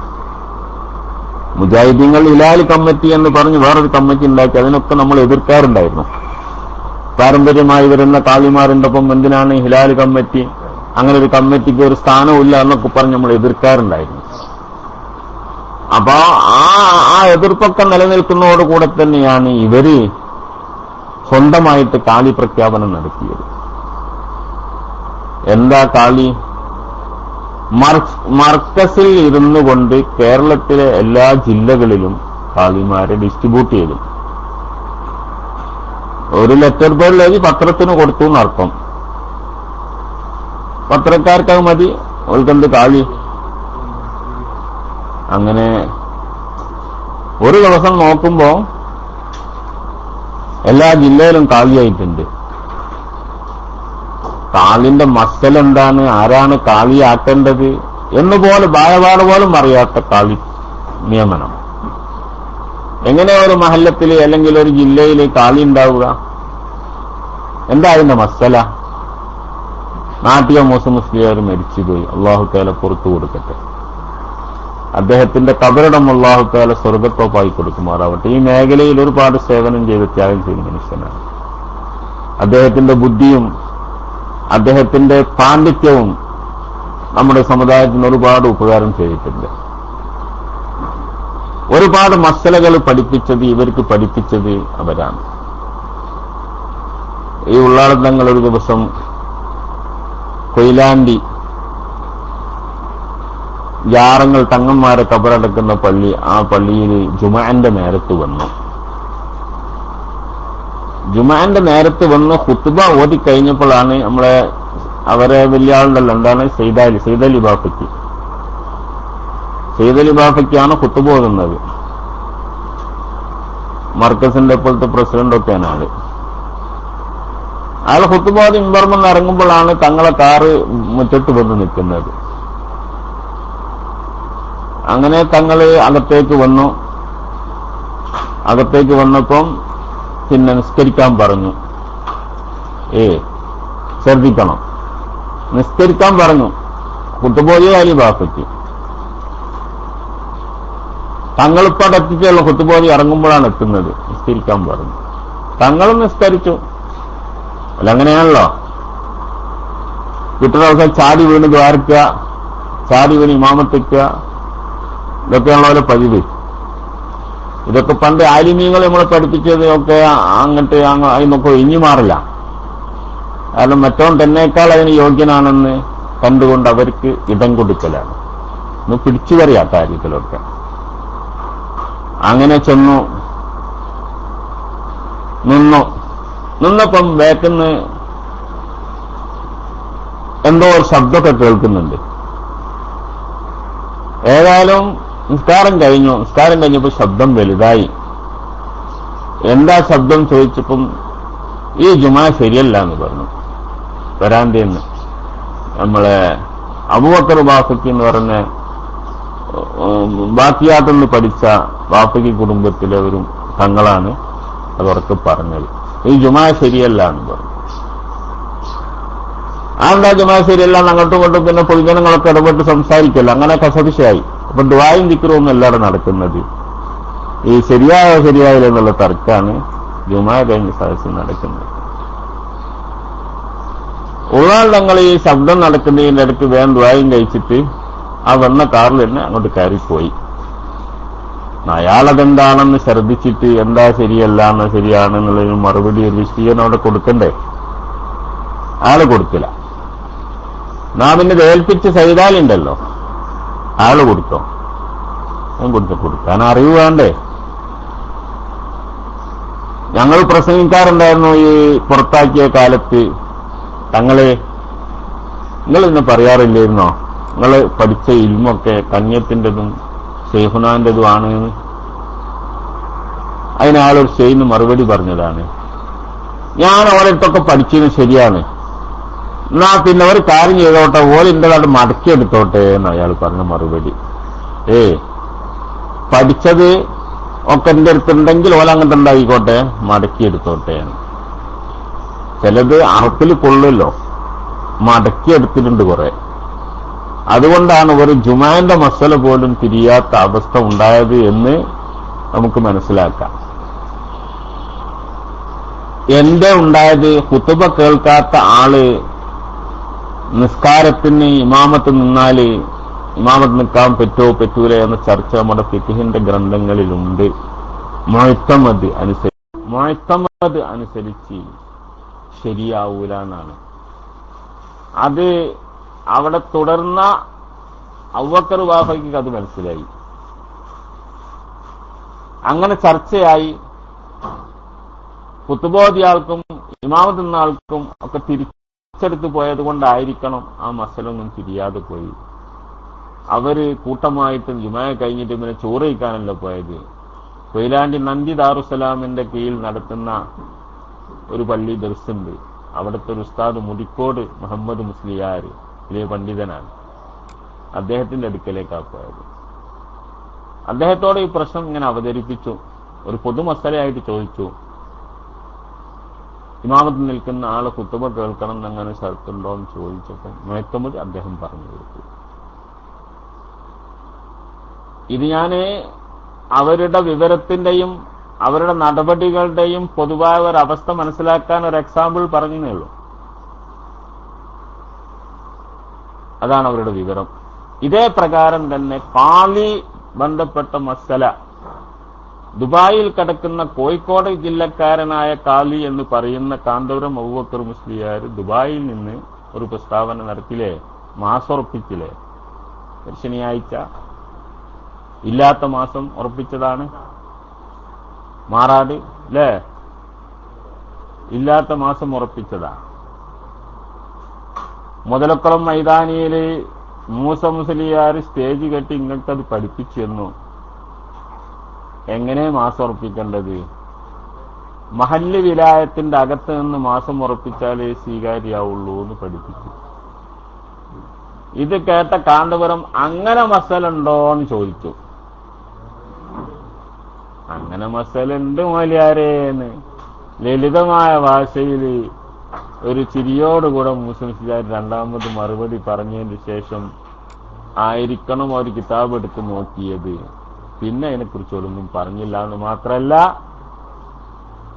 തൊപ്പിക്കൊടോളം വട്ടത്തിൽ മാസം കണ്ടാലും ഞങ്ങൾ പാണക്കാട് നിന്ന് ഉറപ്പിച്ചതിന് ശേഷമല്ലാതെ ഞങ്ങൾ ഉറപ്പിക്കൂല എന്നവർ തീരുമാനിച്ചു. പിന്നെ ഒരു മാസം അവർ ഉറപ്പിച്ചിട്ടില്ല. ഒരു മാസം പിന്നെ അവർ ഉറപ്പിച്ചിട്ടില്ല. ആദ്യത്തെ മാസം ഉറപ്പിക്കലാണ്. സമസ്തനെ തോൽപ്പിക്കാൻ വേണ്ടി ഉറപ്പിച്ച മാസം, ഇല്ലാത്ത മാസം. കുറെ ആളെ നോമ്പെന്നാട് പോയിന്ന് മാത്രം. കുറെ ആൾ ഒരു വീട്ടിൽ തന്നെ രണ്ടു തരം, ഒന്ന് ഒരു കൂട്ടർ പെരുന്നാൾ, ഒരു കൂട്ടർ നോമ്പ്. ജുമാഅത്ത് പള്ളികൾ അടക്കമുള്ള പല പള്ളികളിലും അവർ കയ്യേറ്റം ചെയ്ത് പെരുന്നാൾ നിസ്കാരം നിസ്കരിക്കാൻ ശ്രമിച്ചെങ്കിലും പലർക്കും അവർക്ക് അടി കിട്ടി ഓടി. ഇത് മുസ്ലിങ്ങളുടെ കാര്യമാണ്, നിങ്ങൾക്ക് കൈകാര്യം ചെയ്യാനുള്ളതല്ല, പോയിക്കോടെയുള്ളതെന്ന് പറഞ്ഞ് ഓടിച്ചു. പല സ്ഥലത്തും പ്രശ്നങ്ങളുണ്ടായി. ഇതൊക്കെയാണ് ഇയാളെ കൊണ്ടുണ്ടായി തീർന്ന നേട്ടം. അതിന് ഇയാളെങ്ങനെ കാലിയായത്? ഞാൻ പറഞ്ഞല്ലോ, മർക്കസിൽ കൂടിയിട്ട് ഒരു ലീസ്റ്റ് എഴുതി പത്രത്തിന് കൊടുത്ത് അതോടുകൂടെ എല്ലാ ജില്ലയിലും കാലിയായി. കോഴിക്കോടിന്റെ കാലി കാന്തപുരം, മലപ്പുറത്തിന്റെ കാലി നെല്ലുകുത്ത്, പാലക്കാടിന്റെ കാലി വേറൊരുത്തൻ, അങ്ങനെ ഓരോ ജില്ലക്കും ഓരോ കാലി. പത്രക്കാരും പിന്നെ സാധാരണക്കാരും പത്രത്തിലൊക്കെ വായിക്കുമ്പോൾ ഇതുള്ളത് തന്നെയായിരിക്കും എന്ന് കരുതല്ലോ. എന്താ ഈ കാളി നോൽക്കറിയോ? ഒരു മഹല്ലത്ത് പോലും അവരെ ബയ്യത്ത് ചെയ്തിട്ടില്ല, അങ്ങനെ ഒരു ചടങ്ങുണ്ടായിട്ടില്ല. പിന്നെ നമ്മൾ പറഞ്ഞു കൊടുത്തു കാളിയെ നിയമിക്കേണ്ടത് ഇങ്ങനെയാണ്, മഹല്ലുകാര് ഒരുത്തനെ ഉത്തരവാദിത്വപ്പെടുത്തുകയും അദ്ദേഹം വന്ന് കാളിയുടെ കൈ പിടിച്ച് ബയ്യത്ത് ചെയ്ത് കാളിയാക്കിയിരിക്കുന്നു എന്ന് അങ്ങോട്ടും ഇങ്ങോട്ടും പറയുന്ന ഒരു ചടങ്ങാണ് എന്ന് പറഞ്ഞു കൊടുത്തു. എന്നിട്ട് പോലെ അവരുടെ കൂട്ടത്തിൽ ഇപ്പൊ കോഴിക്കോട് ജില്ലയിൽ കാളി എന്ന് പറഞ്ഞാൽ കോഴിക്കോട് ജില്ല എത്ര മഹല്ലുണ്ട്? കോഴിക്കോട് ജില്ലയിൽ എത്ര മഹല്ലുണ്ട് കാളിയാവാൻ? ഇവരെ കാളിയായിട്ട് അംഗീകരിക്കുന്നവര് എത്ര മദ്രസ ഉണ്ട് ഇവർക്ക്? ഇതൊക്കെ നമുക്കറിയാവുന്നതല്ലേ. നമ്പർ ഇട്ടാൽ മതിയോ? അത് പരിശോധിച്ച് നോക്കി. പഴയ സമസ്തയുടെ കീഴിലുള്ള വിദ്യാഭ്യാസ ബോർഡിന്റെ കീഴിലുള്ള മദ്രസകൾ എത്തുന്നുണ്ട്. അവർ പുതുതായിട്ട് പാടത്ത് അവിടെയും ഇവിടെയൊക്കെ കെട്ടിണ്ടാക്കിയിട്ടുണ്ടെന്നല്ലാതെ വളരെ കുറവാണ്. ഇതൊക്കെ ജനങ്ങൾക്കറിയാം, എല്ലാവർക്കും അറിയാം, കമ്മ്യൂണിസ്റ്റുകാർക്കും അറിയാം, പിണറായി വിജയൻ വരെ അറിയാം. നിങ്ങൾ ഇത്രയേ ഉള്ളൂ എന്ന്. നിങ്ങൾ കുറെ പോലെ തെറ്റിച്ച് ഇങ്ങനെ നടന്നു, പോലും നിങ്ങൾ എന്താക്കി? പുറത്താക്കിയാണ്. ഇപ്പൊ നിങ്ങൾ ഞങ്ങളെ ആരോപിച്ച ലീഗിന്റെ പിന്നാലെ നടക്കുന്നത്. എന്തും പറഞ്ഞ് ഞങ്ങളാ ലീഗ്, ഞങ്ങളെ സമ്മേളനത്തിൽ ലീഗിന്റെ മന്ത്രിമാര് വേണം, പാണക്കാട്ടെ കുട്ടികൾ വേണം, ഞങ്ങളെക്കാൾ കൂടുതൽ താല്പര്യം കാണിക്കുന്നത് നിങ്ങളാ. സന്തോഷമുണ്ട്, നിങ്ങളെ കാര്യത്തിൽ നമുക്ക് സന്തോഷമുണ്ട്, അത്ഭുതമുണ്ട്. മുജാഹിദീങ്ങളും ഇവരെയൊക്കെ നിങ്ങൾക്ക് വേണം, എല്ലാവരും വേണം.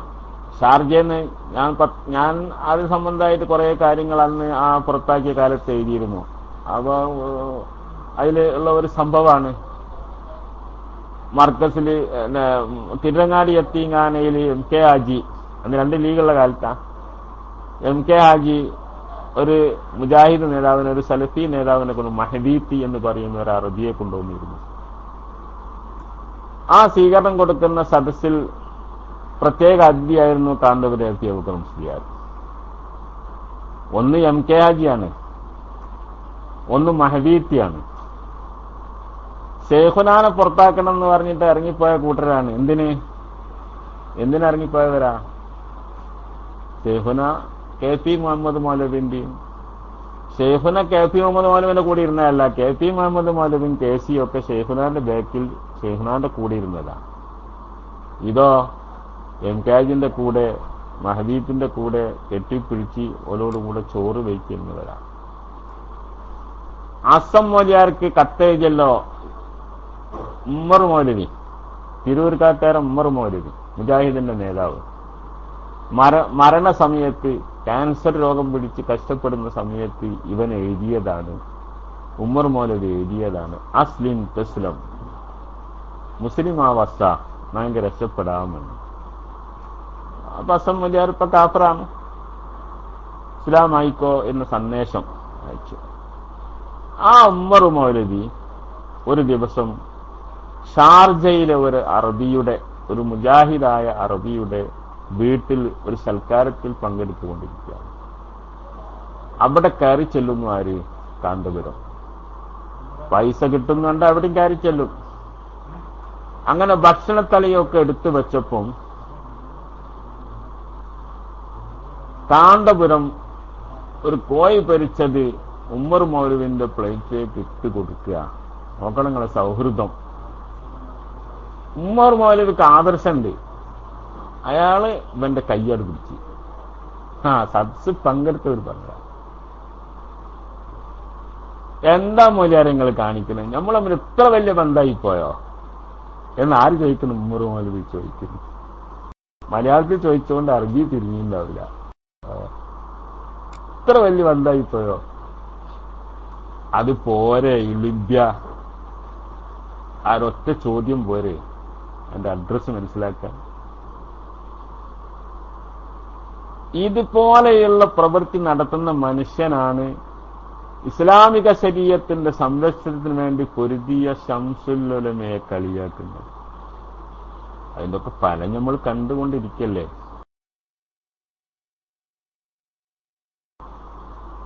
കാലിന്റെ അടിയിൽ മണ്ണ് പോയിക്കൊണ്ടിരിക്കുന്നു, ഡിയാനായിട്ടുണ്ട്. അധികം കാലം പേറി നടക്കാൻ സാധിക്കില്ല. അനുഭവത്തിന്റെ വെളിച്ചത്തിൽ അങ്ങനെ നമ്മൾ മനസ്സിലാക്കുന്ന കാളിയെ നിയമിച്ചു. പത്രത്തിലൊക്കെ അത് വന്നു. ഒരാഴ്ച കഴിഞ്ഞപ്പോൾ നമ്മൾ വേറൊരു വാർത്ത കണ്ടു. ഒരു സംസ്ഥാന കാലി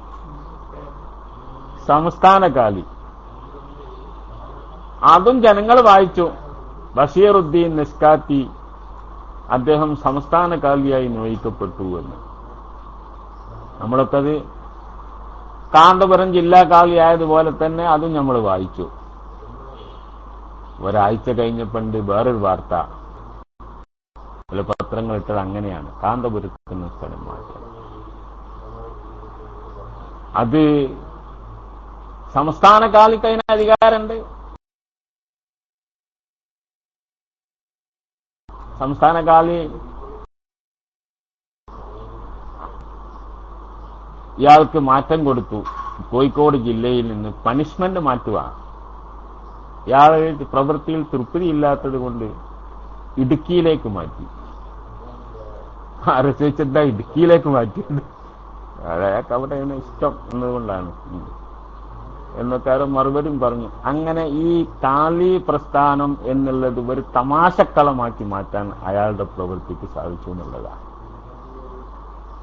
അതിന് തിരിച്ചടിയായിക്കൊണ്ട് അദ്ദേഹം അങ്ങനെ ആഘോഷിച്ചുകൊണ്ട് നടക്കുമ്പോഴാണ് കാണാത്ത മാറാത്ത മാസം കണ്ടു ഉറപ്പിച്ചതും മൂസ മുസ്ലിയാർ അതിനെ സംബന്ധിച്ച് വിശദീകരിച്ചു കൊടുത്തതും. അങ്ങനെ പലതും നമ്മുടെ നേതാക്കളിൽ നിന്നും പണ്ഡിതന്മാരും ചോട്ടാ നേതാക്കളിൽ നിന്ന് വരെ നിങ്ങൾക്ക് വായിച്ചു പഠിക്കേണ്ട ഗതികേടുണ്ടായത് ആ നൂറാകുന്ന ഇൽമ്, അള്ളാഹു നൂറാകുന്ന ഇൽമിന്റെ പാരമ്പര്യം നിങ്ങൾ തകർത്തത് കൊണ്ടാണ്. അത് മുറിച്ചാൽ പിന്നെ നിങ്ങളുടെ ഇൽമിന് അഡ്രസ്സില്ല. വിവരമുണ്ടോ? വിവരവുമില്ല. ചെയ്യുന്നതിന് വല്ല കോലും ഉണ്ടോ? ഒരു കോലും ഇല്ല. എന്താ ഇപ്പൊ നിങ്ങൾ കാട്ടിയത്? മുടി വിവാദം വളരെ പരസ്യമായിട്ട് ജനങ്ങളത് മനസ്സിലാക്കിയില്ലേ? അണികൾ മനസ്സിലാക്കിയില്ലേ? പച്ചപ്പൊള്ളാണെന്ന് പറഞ്ഞിട്ട് നിങ്ങളെ മർക്കസിലെ നേതാക്കൾ തന്നെ, ഉസ്താദന്മാർ തന്നെ ആ മുടി കാണുകയോ തൊടുകയോ അതിനെ സംബന്ധിച്ച് അതിന്റെ ചാരത്തടുക്കുകയോ ചെയ്യാത്ത ഉസ്താദന്മാരില്ലേ? നിങ്ങളെ എം.എ. അബ്ദുൽ ഖാദർ മുസ്ലിയാർ ആ മുടിനെ സംബന്ധിച്ച് എന്താ പറഞ്ഞത്? ഞാനൊരു ദിവസം ഫോൺ ചെയ്തു എം.എ. അബ്ദുൽ ഖാദർ മുസ്ലിയാർ ഇത് സംബന്ധമായിട്ട്. അങ്ങനൊക്കെ പറയുന്നേക്കുണ്ട്. ഞാൻ കണ്ടിട്ടില്ല, ഞാൻ പോയിട്ടുമില്ല, ഞാൻ കണക്കിലെടുത്തിട്ടില്ല എന്ന് എന്നോട് മറുപടി പറഞ്ഞു. ഞാൻ ഇതുവരെ പോയി കണ്ട റസൂലുള്ളാഹിന്റെ മുടി തന്റെ പ്രസ്ഥാനത്തിന്റെ കേന്ദ്രത്തിൽ ഉണ്ട് എന്ന് പറഞ്ഞിട്ട് പോവാൻ തോന്നിയില്ല എന്ന് പറഞ്ഞാൽ അതിന്റെ അർത്ഥം എന്താ? നിങ്ങൾ ചുള്ളിക്കോട് കണ്ടുകണോ? ചോദിച്ചു നോക്കി എന്താ അതിനെ സംബന്ധിച്ച് പറഞ്ഞത്? അതൊന്നും ഞാൻ ഇപ്പൊ പറയുന്നില്ല. അതൊക്കെ മാഹിനെ പോലത്തെ ആൾക്കാർ തന്നെ അതൊക്കെ അനുഭവിച്ച ആൾക്കാർ തന്നെ അതൊക്കെ പറയുന്നുണ്ട്. ആ കാലഘട്ടത്തിൽ ഞാനത് പറയേണ്ട ആവശ്യമല്ല. വളരെ വ്യക്തമായ ഒരു സംഗതിയാണ് അങ്ങനെ കള്ളത്തരം പറയുക എന്നുള്ളത്. അതുകൊണ്ട് ഈ സുന്നത്ത് ജമാഅത്തിന്റെ ഈ മേഖലയിൽ ഇതിനെ വഷളാക്കുന്ന രൂപത്തിലുള്ള പ്രവൃത്തിക്കല്ലാതെ നിങ്ങളുടെ പ്രവൃത്തി ഒരു ഉപകാരവും ചെയ്തിട്ടില്ല. ജനങ്ങൾ നെഞ്ഞിലേറ്റി നടക്കുന്ന ഈ സുന്നത്ത് ജമാഅത്തിനെ ഇന്നും നിങ്ങളുടെ കൂട്ടത്തിൽ തെറ്റിദ്ധരിച്ചുകൊണ്ട് നിങ്ങളുടെ മുമ്പിൽ നിൽക്കുന്ന കുറെ ആൾക്കാരുണ്ട്. ഞങ്ങൾ സമ്മതിക്കുന്നു. അതിന്റെയൊക്കെ പാപഭാരം നിങ്ങൾക്കാണ്.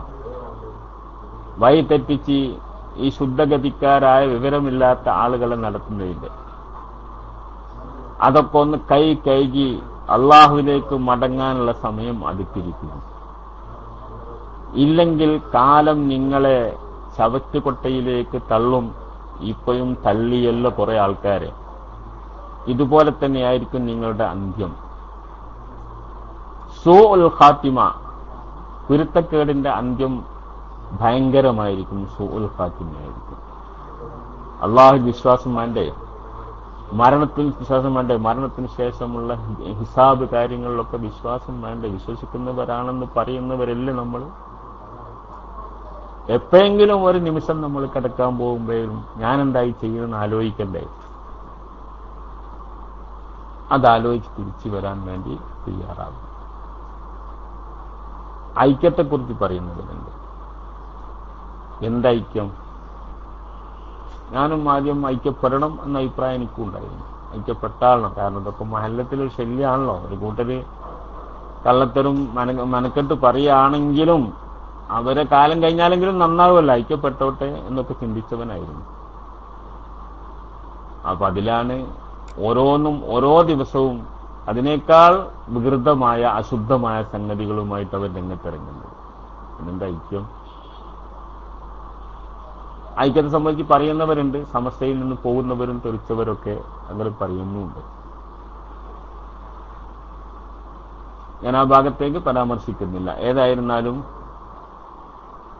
സുന്നത്ത് ജമാഅത്തിന്റെ മേഖല എന്ന് പറഞ്ഞ് കൈവശപ്പെടുത്തിയ നിങ്ങൾ വിഹരിച്ചു കൊണ്ടിരിക്കുന്ന ആ മേഖല വിടുന്നതാണ് നിങ്ങൾക്ക് നല്ലത്. നിങ്ങൾക്ക് പറ്റിയ അഡ്രസ്സുകൾ വേറെയുണ്ടല്ലോ, അത് ഉപയോഗിക്കുക. മഹാന്മാരായ പണ്ഡിതന്മാരും സുന്നത്ത് ജമാഅത്തിന്റെ നേതാക്കന്മാരും കാണിച്ച് വഴി നടന്നു തന്ന ആ മാർഗം, അതിന്റെ താവഴിയായിക്കൊണ്ട് ആ ആദർശങ്ങൾ പിന്തുടരുന്ന മഹാന്മാർ ഇന്നുമുണ്ട്. ബഹുമാനപ്പെട്ട കോയക്കുട്ടി മുസ്ലിയാർ, ഖബ്ബലല്ലാഹു അൻഹു, ചെറുശ്ശേരി സൈനുദ്ദീൻ മുസ്ലിയാർ, അങ്ങനെയുള്ള മഹാന്മാർ തന്നെ ഇന്നും അള്ളാഹുവിനെ ഭയപ്പെടുന്ന സത്യസന്ധമായ റൂട്ടിൽ ഒരു കളങ്കവുമില്ലാതെ ഇതിനെ നയിച്ചു കൊണ്ടിരിക്കുന്നുണ്ട്. അവര് അത് നടക്കട്ടെ. നിങ്ങൾക്ക് നിങ്ങളുടേതായ വഴി മാറിക്കൊടുക്കണം. നോക്കടാ നമ്മുടെ മാർഗമധ്യക്കിടക്കുന്ന മർക്കടാ, നീ അങ്ങ് മാറിക്കടാ ഷടാ എന്ന് മാത്രം പറഞ്ഞുകൊണ്ട് ഞാൻ ഇന്ന് അവസാനിക്കുന്നു. ഇൻഷാ അല്ലാഹ് പിന്നീട് അവസരം കിട്ടുമ്പോൾ നമുക്ക് ഇനിയും ബന്ധപ്പെടാം. അല്ലാഹു തആല തൗഫീഖ് ചെയ്യുമാറാവട്ടെ. ആഖിറു ദഅവാനാ അൽഹംദുലില്ലാഹി റബ്ബിൽ ആലമീൻ. എന്താ പ്രതികരണം പറഞ്ഞത്?